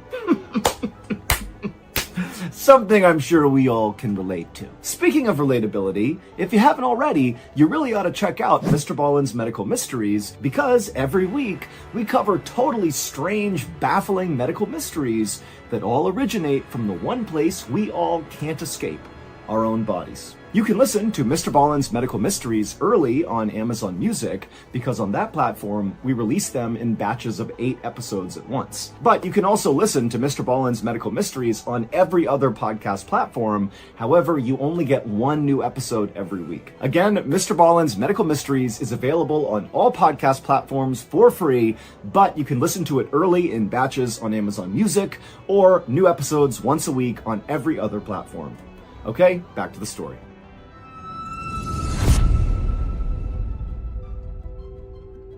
And so they all heard as Hannah turned the corner and walked over to that window, and they could hear her kind of messing around with the curtain as she put it in place. And then even though they could not see her down there, because the basement's totally dark, they can't see the window, they heard Hannah call out that she was done. She had put the curtain up, it's blocked, and now she was going to come back upstairs.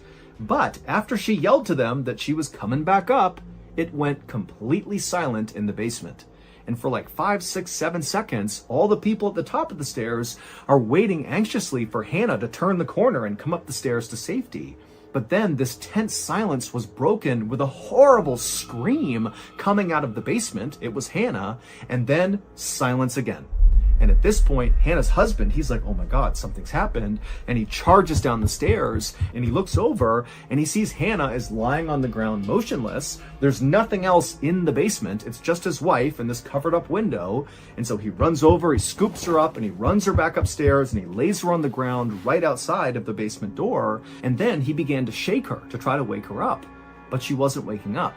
However, it was clear she was still breathing, and so Harriet ran and got a wet towel, and she came back and she kneeled down next to Hannah, and she placed the towel on Hannah's forehead, hoping this wet towel would revive Hannah. But as Harriet is kneeling there, so she's looking at Hannah's body, and the basement door, which is open, is right past Hannah's body, Harriet happened to look up, and so now she's looking into the doorway that leads down into the basement, and her eyes went wide and she screamed, and then she passed out.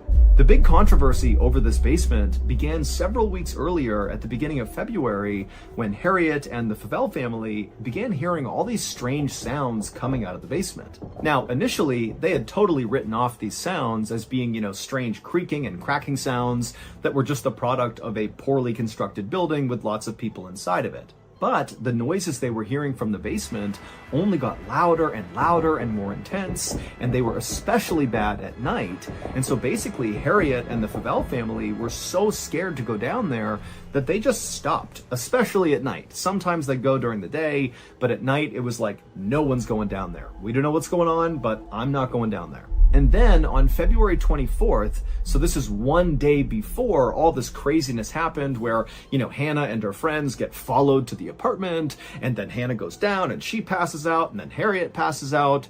So one day before that, Harriet swore she saw a ghost in the basement. She saw this old woman wearing a white gown kind of moving around in the basement, and the whole time Harriet said this woman, this ghost woman, was pointing at one particular spot on the ground in the basement. And then the same night that Harriet sees this ghost in the basement, Harriet has a dream. And in her dream, she sees this ghost. And again, this ghost is in that basement and it's pointing at the spot on the basement floor. Except in Harriet's dream, this ghost woman speaks to Harriet and says that she was murdered and her gold was stolen from her and buried in the basement right there. And it was this apparent ghost in the Campo Lane basement that was the center of that 2-hour-long argument at the church the following day, which ultimately prompted Hannah, her husband, Harriet, the Favell family, to get up and storm out to go protect the Campo Lane apartment. And then also the secondary group followed right after them,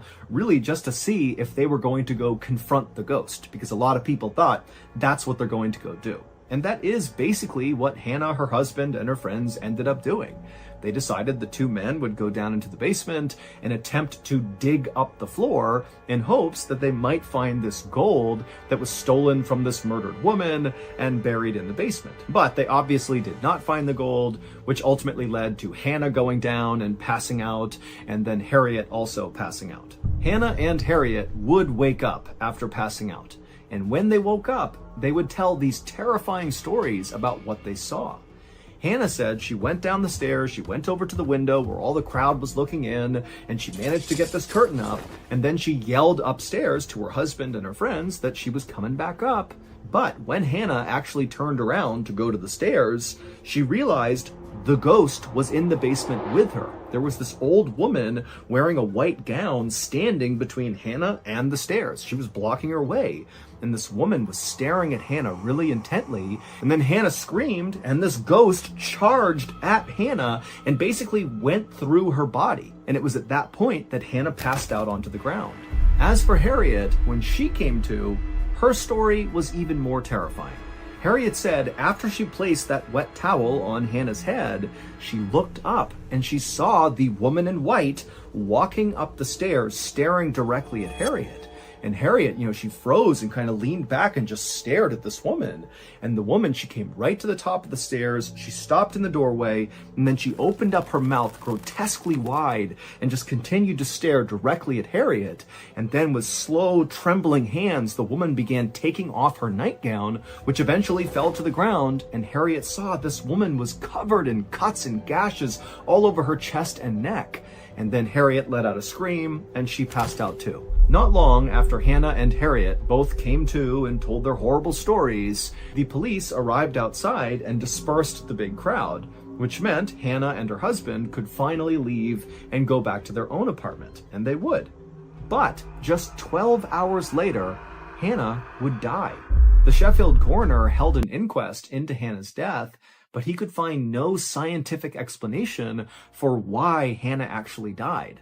And so on her death certificate, it basically says she died of fright. She was literally scared to death. Following Hannah's very bizarre and basically unexplained death, Harriet, who would survive, and the Favell family, they just moved out. They could not stand to be at that apartment any longer. And then also many more people who lived inside of this tenement apartment building on Campbell Lane, they also moved out because, again, it was just too terrifying to be near this basement. To this day, we still don't have a better explanation for what happened to Hannah. She was in good health, all things considered, when she died. And so really this didn't make any sense. And so this case still is one of the only in recorded history where somebody apparently died just from getting scared.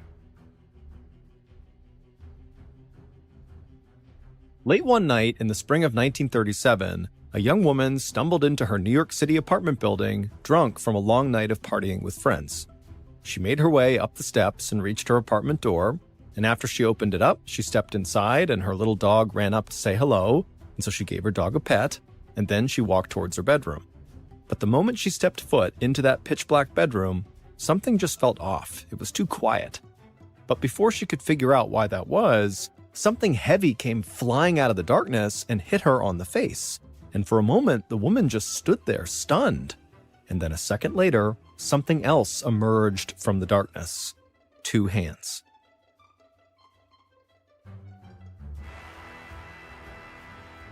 So that's going to do it. If you enjoyed today's story, be sure to check out our podcast called the MrBallen Podcast, where we have hundreds of stories, a lot like this one, that are only available on the podcast. They are not on YouTube.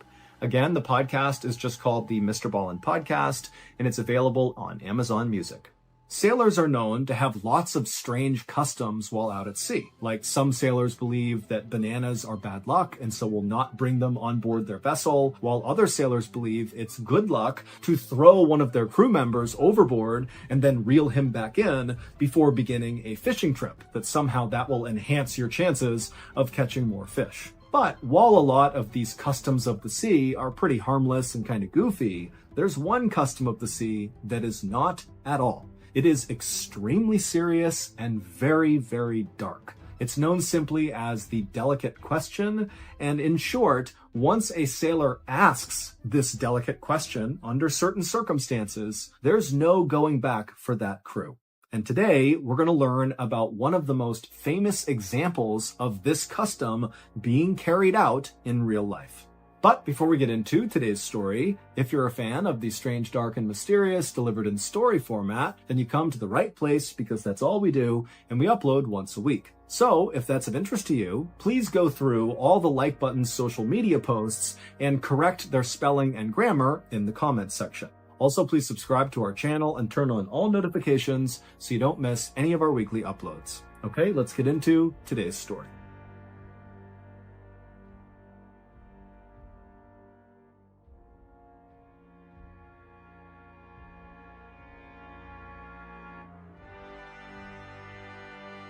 On the morning of February 6th, 1821, 4 young men stood on the deck of a small boat out in the Pacific Ocean. The sun was out, it was beautiful and warm, the water was crystal blue, but none of these 4 men were paying any attention to their surroundings. Instead, all of them were just standing there in total silence, staring at each other. Finally, one of the 4 men spoke up. His name was Owen Coffin, and he was 18 years old.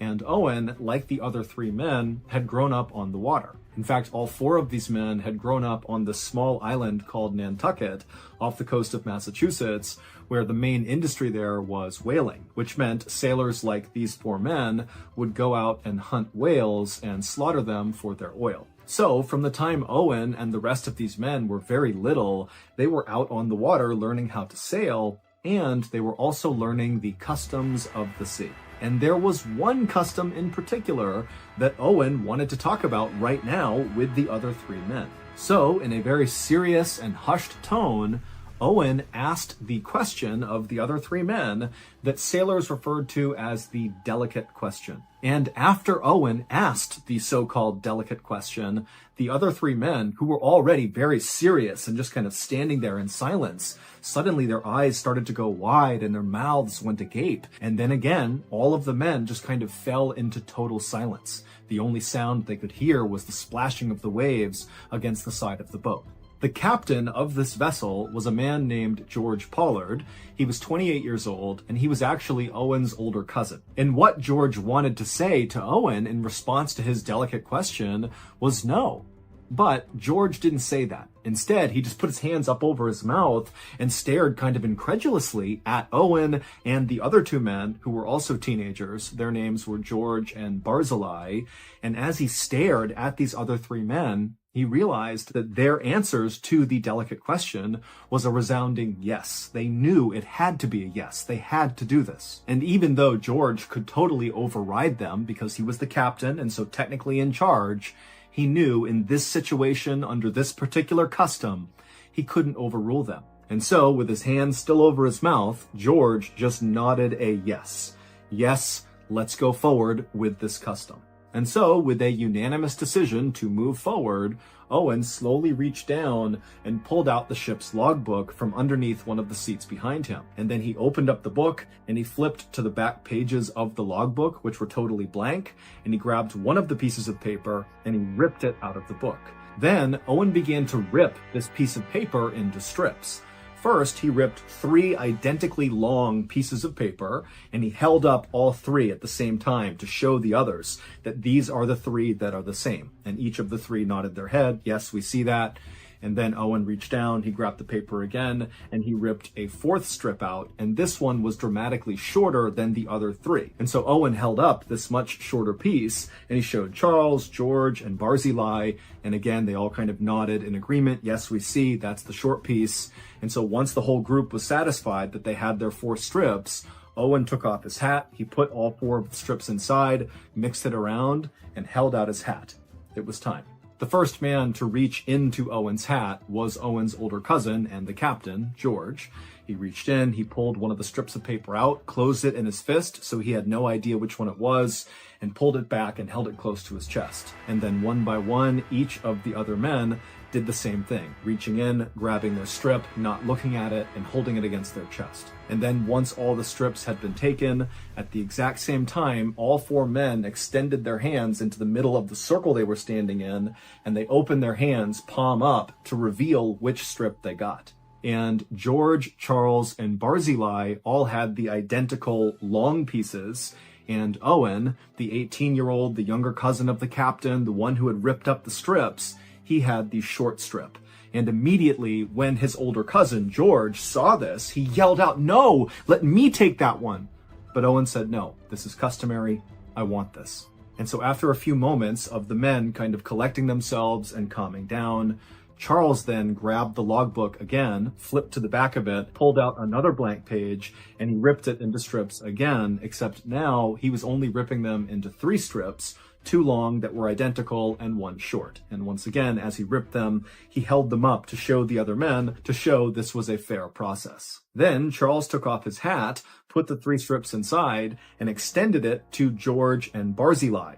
Owen was not a part of this round. And so George and Barzillai, one by one, reached in, took their strip, held it to their chest, and then Charles, he would take the last strip, he would hold it to his chest, and then once all the men had their pieces, they held their hands out into the middle of their now smaller circle, they opened their hands, palm up, and this time it would be Charles, the man who ripped up this second round, who would discover he had the short strip. And as soon as Charles saw this, he threw it on the ground and he ran to the other side of the boat and began screaming, "I can't do this! I can't do it!" Meanwhile, Owen, George, and Barzillai didn't even move or flinch. They just stood there waiting for Charles to calm down, because they knew he knew this was a very important custom, and once you begin doing it, you can't just stop. Charles would have to come back over and play his role. And so after a few minutes of Charles still kind of calling out that he couldn't do this, tears were coming down his face, he finally wiped the tears, he calmed himself down, and he walked back over to the group, who again, they hadn't moved. George, Barzillai, and Owen, they're just standing there waiting to continue this custom. And so as Charles began coming back over, looking ready to continue, George, without even saying anything, reached down and unlatched a door on the side of the boat. He opened it up, he reached in, and he pulled out this long object that was wrapped in canvas. And then he handed this object to Charles. And then once Charles had possession of this object, Owen, the man who had first drawn the short piece of paper, said to the group, "Now it's time for a moment of silence," even though at this point none of the men were talking. But still, they formed a tight circle with Charles holding this object, and they all bowed their heads, and they just stood there in total silence. And then, once Owen raised his head, the other 3 did as well, and Owen, one by one, touched the shoulders of each of the men and reminded them that this had been a fair process. Then, without saying another word, Owen turned away from the group. He walked over to the edge of the boat, looking out over the water. He got down on his knees. He made sure his posture was good, and he looked out over the water. Owen had always loved the ocean, even though his own father had died out at sea. But this particular whaling expedition that Owen had been on, he thought went extremely well, and he was very proud of what they had all accomplished. And Owen was especially proud to be a part of this particular custom. This custom was one that so few people ever took part in, but all sailors knew about it. It was kind of like the forbidden custom. And here he was playing a central role, which really required a lot of strength. And so feeling very proud of himself, Owen, after looking out over the water for a few more moments, he bent down and put his chin on the edge of the boat, which signaled to Charles it was time. And then once Charles saw that Owen was in position, he stepped away from George and Barzillai and walked over to Owen, carrying this object wrapped in canvas.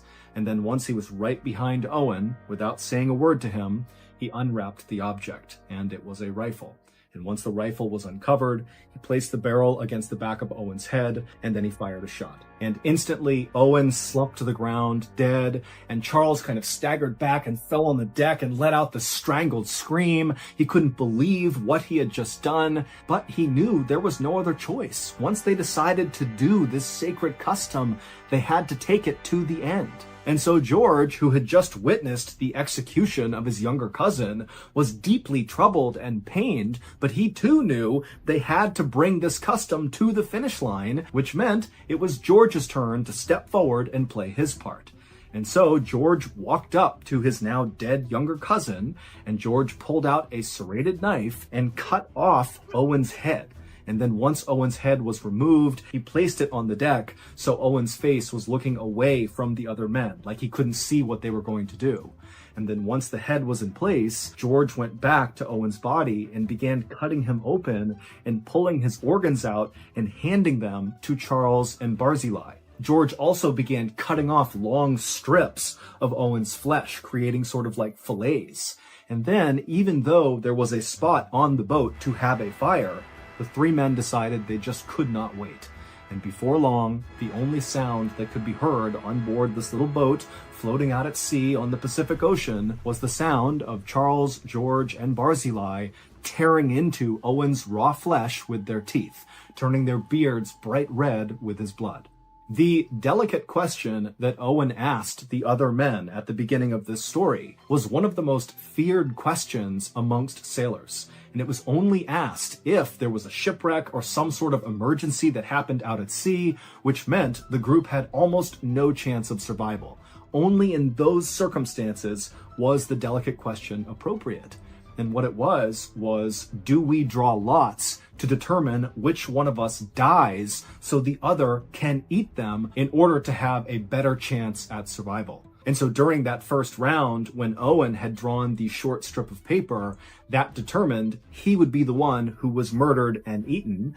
And then in the second round, when Charles drew the short strip of paper, that meant he would be the one to kill Owen. On February 6th, 1821, the day that Owen posed the delicate question, he and the other three men had been lost at sea for the past 3 months after a whale had struck the side of their whaling boat and left them adrift with almost no food and no water. There had been other men on board the Essex who had died from starvation and exposure, and their bodies had been consumed by the surviving sailors until on February 6th, they were down to just these 4 men and no more bodies to eat, which is why they decided it was time. They had to ask the delicate question. 17 days after Owen sacrificed himself so the others could eat him, another boat happened to drift past the stranded Essex boat, which now only contained Charles and George. Barzillai had died of starvation 5 days after they killed Owen, and Barzillai had been eaten by George and Charles as well. And as this other ship passed by the Essex and they looked on board, all they saw were skeletons of the men that had died and been eaten, and Charles and George were on opposite ends of the boat, curled up in a ball, chewing on human finger bones, trying to get the last bits of flesh off.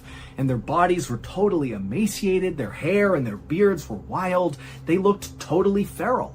And then when this boat actually came up alongside the Essex and boarded to rescue Charles and George looked terrified. It was like they had totally lost their grip on reality. They had been lost at sea for 94 days and had consumed all of their friends, and so it makes sense they might go kind of crazy. But after this crew was able to get Charles and George fed and get them water and cleaned up, they kind of regained their composure and their sanity, and they were very thankful and happy to be alive. The story of what happened to the crew of the Essex quickly spread all around the world, and in fact, it served as inspiration for Herman Melville to write his classic American novel, Moby Dick.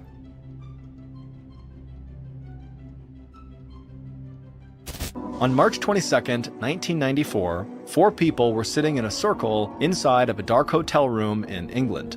In front of them was a homemade Ouija board. The 4 people in the hotel room reached out 1 finger each and placed that finger on a glass cup that was flipped upside down, resting in the middle of this Ouija board. After looking around at each other nervously, one of the 4 people began to speak out loud. They asked the room if there were any spirits with them right now, and nothing happened. The 4 people started to laugh at themselves for even trying to do this, when suddenly the glass cup began to move. As the 4 people stared at each other, trying to figure out if one of them was moving the cup on purpose, the glass cup slid all the way to the corner of the board and came to a stop over the word yes.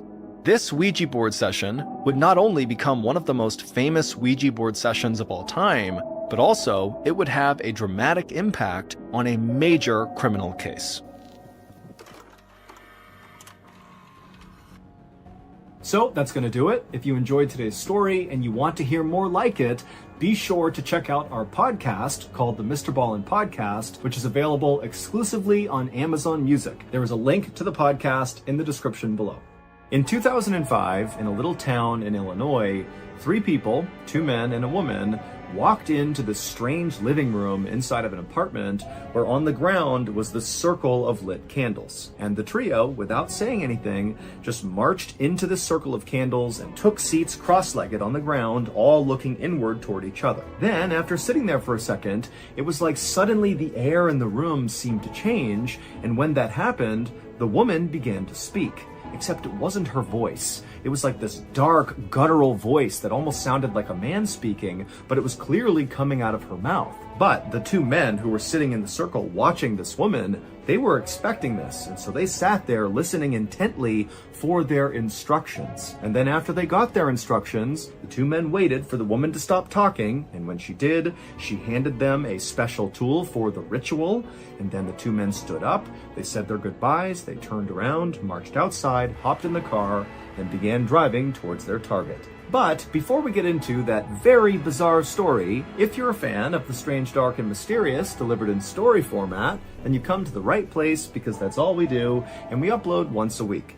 So, if that's of interest to you, when the like button has just finished raking up all of their fallen leaves in their yard, break out your leaf blower and obliterate all of their piles. Also, please subscribe to our channel and turn on all notifications so you don't miss any of our weekly uploads. Okay, let's get into today's story.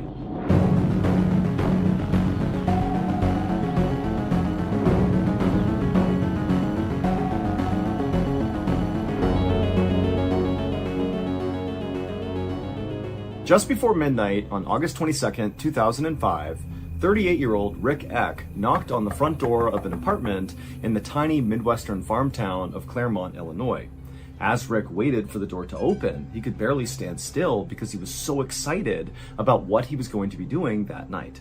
Finally, the door swung open, and Rick saw right in front of him this very skinny and gaunt-looking woman with dark hair and dark eyes staring back at him. Her name was Irenia Kotner, and she was 34 years old, and by day, she worked at Walmart, but at night, she became the real version of herself. She was a witch who actually led a group of witches known as a coven that Rick was a part of. Without saying anything, Irenia motioned for Rick to follow her into her apartment, and then Irenia turned and began walking away. And Rick, before stepping over the threshold, he paused for a moment and just turned to the guy he had brought with him, a tall, muscular man named David Lindner. And Rick, he just kind of nodded at David, and David nodded back, and then the 2 of them walked inside. As Rick and David followed Irenia into her apartment, Rick still could barely contain his excitement. He had only joined this coven recently, about 1.5 years ago, and so witchcraft, which is something they were going to be doing that night, was kind of new to him, but it was very exciting. Rick had been inspired to become a witch and join this coven after watching the Harry Potter movies, and so he was hopeful that tonight would go something like Harry Potter. And Rick knew David, the guy he had brought along, was this very powerful warlock, which is a male witch, and so he figured, if David's here, this is bound to go to plan. Rick just hoped he'd be able to keep up with David, or at least play some sort of meaningful support role. Irenia eventually led Rick and David down this dark hallway to this small living room where in the middle of the floor was a ring of lit candles.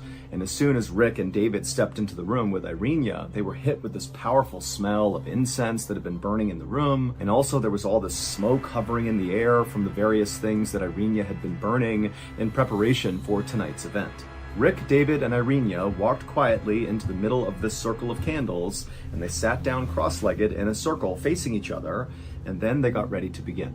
Life in the town of Claremont was normally very quiet and peaceful. I mean, this is a town that literally has more cornfields than people, and Claremont was over 100 miles away from the nearest city. But beneath the calm exterior, Claremont had a dark side. Amongst the 200 or so residents of Claremont were several very dark witches. Not this coven, not Irenia, Rick, and David. They were the good guys. The dark witches, they were kind of out and about in this town and doing bad things, like practicing evil magic and evil witchcraft. And so this coven, led by Irenia, was actually in place to try to combat these evil witches in their midst. And tonight, Rick, David, and Irenia were going to attempt to perform their most ambitious and important magic yet. The coven was going to attempt to break a powerful hex, which is kind of like a curse. And this hex was cast by a person who might very well be the worst of all the dark witches in Claremont, a 16-year-old girl named Lindsay Cassinger. As Rick sat cross-legged in the middle of the circle, he found himself staring at the two slightly bigger candles that sat in the dead center of the circle, that were basically right between Rick, David, and Irenia. And David, as he stared at these two candles, he saw etched in each of the candles' bodies were words. On one candle it said Lindsay, and on the other candle it was etched baby, because it would turn out this very evil dark witch, Lindsay, was pregnant. And so instead of having to combat one dark soul, the coven would have to combat two, because Lindsay and her baby were kind of intertwined. Now, before this night, the coven had attempted several times to try to break this hex that Lindsay had cast. And the coven believed initially this hex was actually cast directly at Irenia, because Irenia was suffering from things like depression and anxiety and not finding love. And so, of course, that had to be a product of this curse. And as the coven had continued to try and fail at breaking this hex, the hex had only become more powerful and begun to spread from Irenia to other witches in this coven who actually were not present this particular night, including a 20-year-old woman who began complaining of depression and ever-worsening headaches, which of course had to be because of this hex. And so that was why, on this night, the coven had decided to really beef up their attack on this hex, and so that was why Rick had gone out and brought in David, the experienced warlock from St. Louis, Missouri, who claimed he had broken a hex before, and he could do it again for them. As Rick, Irenia, and Dave all sat in the circle, they looked at each other, and then they began chanting in unison to bring out the dead, to join them in the living room right now. And as they began this chant, Rick found himself intensely staring at those two candles with Lindsay and baby on them. And as he stared at the flames dancing across the top of them, Rick started to feel like he was kind of drifting off into a trance-like state. And he knew that based on his prior teachings from Irenia, the leader of this coven, that this must be what it feels like when the spirit world opens up, which means the dead really were coming into the room. And then, as Rick is kind of dealing with this trance-like state, he heard Irenia begin to talk, but it wasn't her normal voice. It was the slow and deep-sounding voice, almost like something had inhabited her body and taken it over and was now speaking through her mouth. And Irenia, in this kind of slow and strange voice, she would tell Rick and David that the curse is still growing. And then she would say something that totally caught Rick by surprise. She said, again in that slow, strange voice, that the hex now was also on Rick and his entire family, and if they didn't break this hex immediately, Rick and his family would all perish. And when Rick heard this, he's still in this trance-like state, but his heart began racing because he didn't know this hex could potentially affect his loved ones. And so this was a really big deal. They needed to end this hex tonight. Rick listened intently as Irenia began to say in this strange voice what their plan was for that night to break this hex. Basically, Rick and David were going to perform a sacred ritual, and Irenia, she began to say to the spirits in the room that Rick and David, they were ready, but they needed help. And so after she said this, she went quiet, and so too did Rick and David, and they're all just sitting there kind of waiting for something to happen. And then after about a minute of just total silence, Irenia began to speak again, still in this strange, slow, bizarre voice, but Rick and David knew now it was a different voice coming out of her. Now Irenia was speaking on behalf of the spirit world that was in the room with them. And Irenia, she would say in this voice, "I grant you 5 demons to help you on your quest to break this hex. And then after saying this, Irenia, she opened her eyes and she looked kind of confused for a moment, and then she kind of got her bearings and she looked at David and Rick and she told them, now in her normal voice, that they had to perform this sacred ritual before the 2 candles in the middle with Lindsay and Baby etched on them burned out. And so basically, Rick and David, they needed to get this done tonight. Then Irenia handed David a sacred tool that would be used that night in this sacred ritual that David and Rick were going to complete. And then Rick and David, they would stand up to leave, and before they left, Irenia would give them the typical witch send-off, which was, "Blessed be." And then Rick and David, they nodded their heads, they turned and walked out of the apartment, and as soon as they were out into the night, Rick could have sworn he saw dark shadows moving around all over the place, and he knew right then and there that he and David would be safe that night, because clearly the shadows moving around had to be those 5 demons that Irenia had called forth from the spirit world to protect them this night. And so, feeling very safe and empowered, Rick and David went straight into Rick's car. Rick turned it on and pulled away from the curb and began heading towards their destination.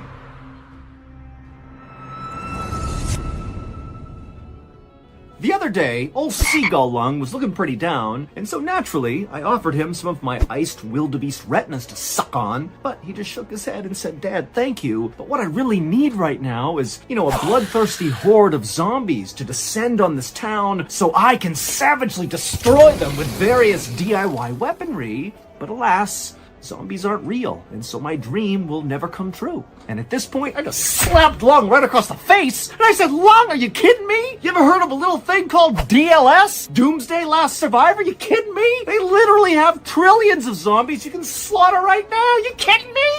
Come here, let me explain to you what this is. In Doomsday, you enter a dark, post-apocalyptic world filled with your beloved bloodthirsty zombies, and it's up to you to strategize and survive their wrath. You can customize shelters, and you can even recruit heroes with their own special abilities that will help you slaughter all these zombies. And right now, you have a chance at some of the $5,000 cash that's up for grabs for playing this game. You can be a lone survivor, or you can join forces with other players and alliances to try to withstand the zombie invasion. Heck, if you get lucky, you might even be able to join me and old Seagull Lung's alliance. And for a limited time only, you can earn a special rare name tag that shows off your part of the Ballin' Squad when you download the game using my link. And remember, there's $5,000 cash up for grabs right now. To potentially win some of that money, click the link in the description below, download the game, and then in the page, you'll see there's something called a Might ranking, and the top 3 people in that ranking walk away with up to $1,000 each. Outside of that ranking, many other players will be chosen for cash prizes, some up to $100 each. Hurry and download Doomsday right now so you can join the limited time events and earn the legendary hero Jaden. The next zombie wave arrives in 8 hours, so come and join me and old Seagull Lung now!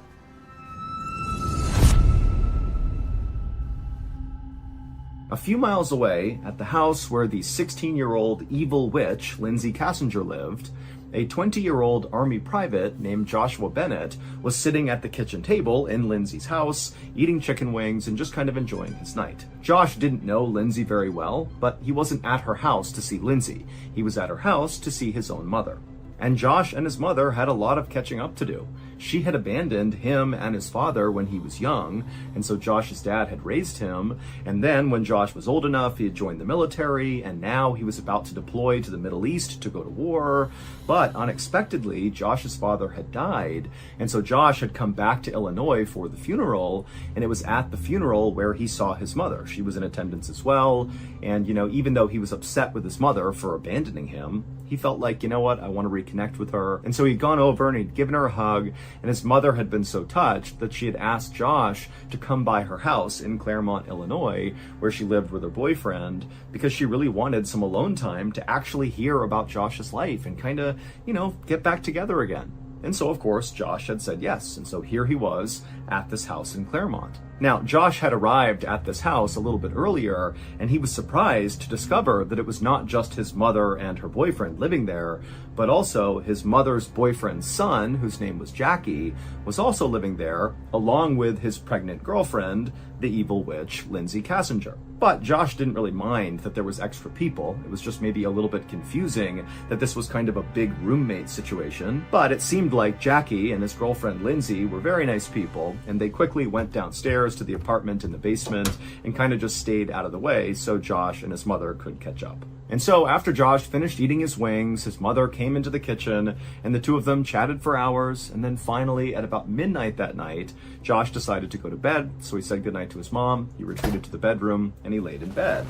But he couldn't really sleep right away because he had a lot going on in his life. I mean, he had just lost his dad a couple of weeks ago, and then at the same time, he had reconnected with his estranged mother, and he's about to deploy to Iraq, to a war zone, and, he felt ready for that, but at the same time, he was kind of apprehensive, it's about to happen, I hope I'll be able to do my job. And so with all these kind of intense thoughts swirling around his head, he just kind of laid there and didn't really expect to sleep anytime soon. But eventually, Josh did fall asleep. However, it felt like he had only been asleep for a couple of minutes when he was abruptly woken up by the sound of barking coming out from the kitchen. Jackie's dog was going crazy. And so Josh grabbed his phone and he checked the time and saw it was 3 a.m. And so instead of going out there and dealing with this dog, he just thought, you know what, it's gonna stop eventually. And so Josh grabbed his pillow and he put it over his head and tried to muffle the sounds so he could fall back asleep. But it didn't work. The dog just kept on barking. And then when Josh took the pillow off his head and kind of sat up wondering what he should do about this dog situation, he heard the sound of a man's voice, a stranger's voice, saying, "I bring you forth from the dark." And then after Josh heard this, he heard the sound of a woman screaming, and it sounded like his mom. And so acting on instinct, Josh leapt from his bed, he ran out of the room, and he goes into the kitchen, and he sees the dog is jumping and barking and going mad, and his mom is screaming, and there's this guy grabbing her, kind of grappling with her, who's wearing black gloves and a ski mask, and there's another guy next to him with the same getup. It's absolute chaos. But before Josh could run over and save his mother, suddenly his chest felt like it was on fire, and then he went blind, and his eyes had this burning pain in them, and then he couldn't breathe, and he was stumbling backwards, barely able to stand. Minutes later, Rick, who was one of the witches from the coven, bolted out of the front door of Lindsay's house where all this chaos was happening, and he just took off running across the street directly into a cornfield.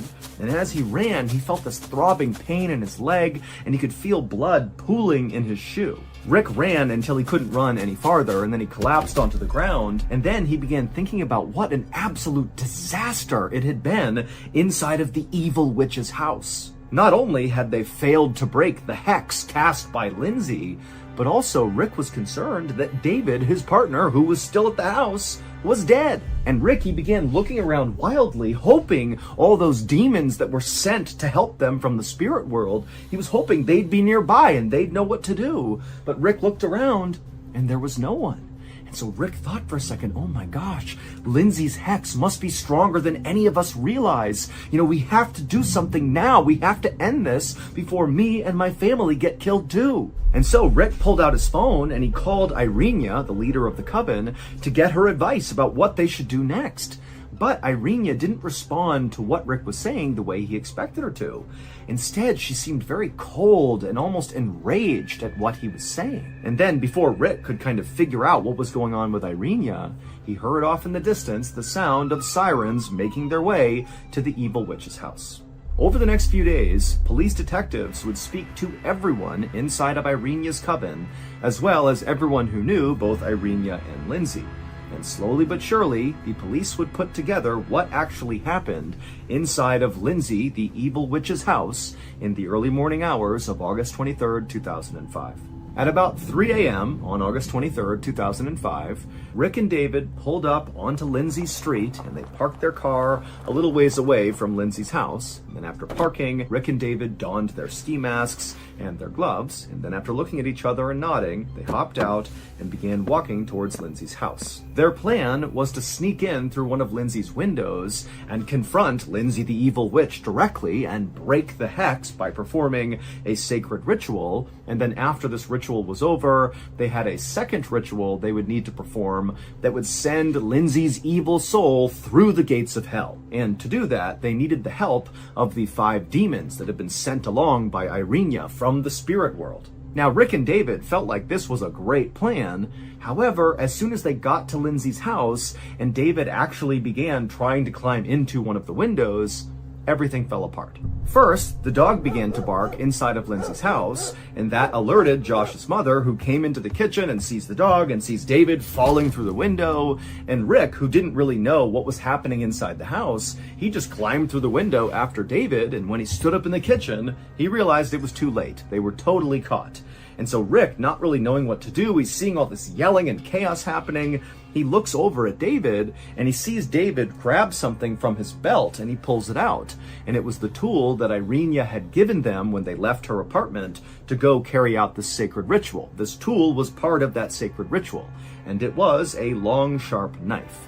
And what they were going to do is stab the evil witch, Lindsay Kassinger, to death with it. That was how they were going to break the hex. And then after they killed Lindsay, they were going to perform this weird ritual with her clothing that would send her soul through the gates of hell. Now, Rick did understand that this was the plan. They were going to murder Lindsay, but perhaps he didn't really know how serious David was about carrying it out, or the fact that David was not really a warlock as much as he was a violent criminal who had bragged to Irenia about previously murdering someone who had cast a separate hex. And so by killing this person, that was how David had broken the hex previously. Also, Rick may not have known that David had been instructed by Irenia to not let anything stand in their way to break this hex, to carry out this sacred ritual on Lindsay. And so Rick just watched as David raised the knife and began stabbing Josh's mother over and over again in the chest while screaming, "I bring you forth from the dark." And it was at this point that Josh, the army private who heard all this happening, came charging out in his underwear into the kitchen, and Rick watched as David went from stabbing Josh's mother to turning and immediately stabbing Josh directly in the chest. And Rick, at this point, he just jumped right in on it and pulled out his pepper spray and sprayed Josh in the eyes. And so that was why Josh felt the burning sensation and then went blind and couldn't breathe and fell to the ground. And so now it is absolutely chaos inside of this kitchen, and the actual target of David and Rick's, Lindsay, the evil witch, she managed to run out of the house and run to a nearby neighbor's house to get help. Meanwhile, the evil witch's boyfriend, Jackie, he comes upstairs carrying a shotgun. And at this point, Josh is on the ground, clearly dying from the stab wound to his chest. His mother as well is struggling on the ground. And David is going totally nuts, saying all these strange things and whipping his knife around. And Rick is just totally panicking and doesn't know what to do. And so when Jackie ran at Rick with this shotgun, Rick pulled out his own knife and attempted to stab Jackie, but somehow missed Jackie and stabbed himself in the leg. And so that was why his leg was throbbing and bleeding, because he had stabbed himself.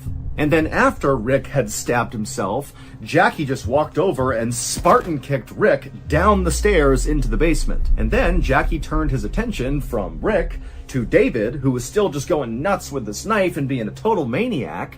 And Jackie just walked over to David, and David, he sees the shotgun coming over to him, and he tries to move the barrel out of the way, but then somehow only manages to point the gun directly at his own stomach, at which point Jackie just fired a slug directly into David's gut. And it was at this moment, as David is crumpling to the ground with this horrible stomach wound, that the neighbor that Lindsay, the evil witch, had gone to go get, had come to the house. They went inside, and they found a scene of absolute carnage. And before the neighbor could even do anything, Rick, who had stabbed himself in the leg and been kicked down into the basement, had scrambled up the steps and just run right past all the bodies on the ground, past the neighbor who didn't even do anything, outside, and Rick just kept on running out into that cornfield. And so at this point, the neighbor didn't even try to figure out what happened.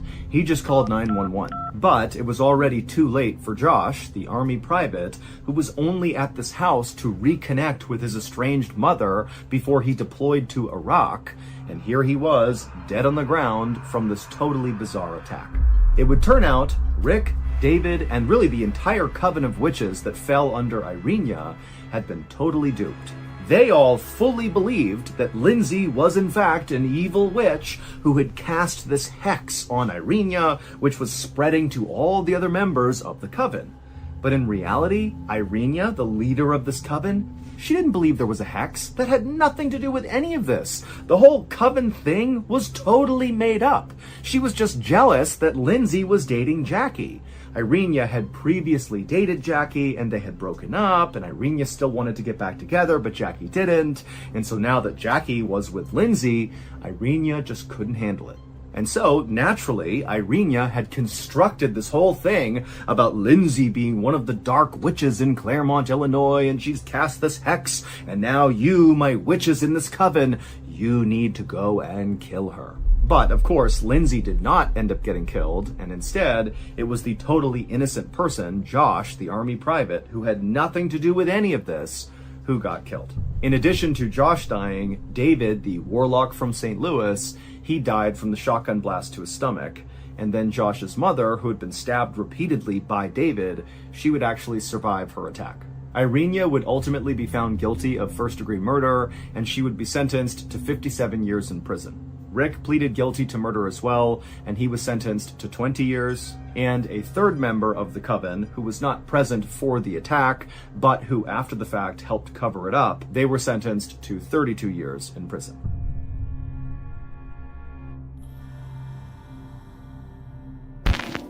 One of the most haunted places in the entire United Kingdom is this little nondescript farmhouse in rural Wales. In 1989, Bill and Liz Rich, who were newlyweds, moved into their dream home, this little farmhouse in Wales. And pretty much right away, terrifying things began happening to them. They began hearing these loud footsteps marching around their second floor, but as soon as they went up there, there'd be nothing. And then Bill and Liz began randomly waking up in the middle of the night, and at the foot of their bed would be this dark figure just staring at them. Bill and Liz were terrified, but their fear was ratcheted up tenfold when their neighbors began telling them about their home's very dark and insidious history. And not long after that, Bill began to change. To hear the full terrifying story, listen to the special 2-part bonus Halloween episode on the Bedtime Stories podcast. This episode is called The Curse of Heol Vanog. And be sure to follow and listen to the Bedtime Stories podcast wherever you get your podcasts to hear more bone-chilling stories.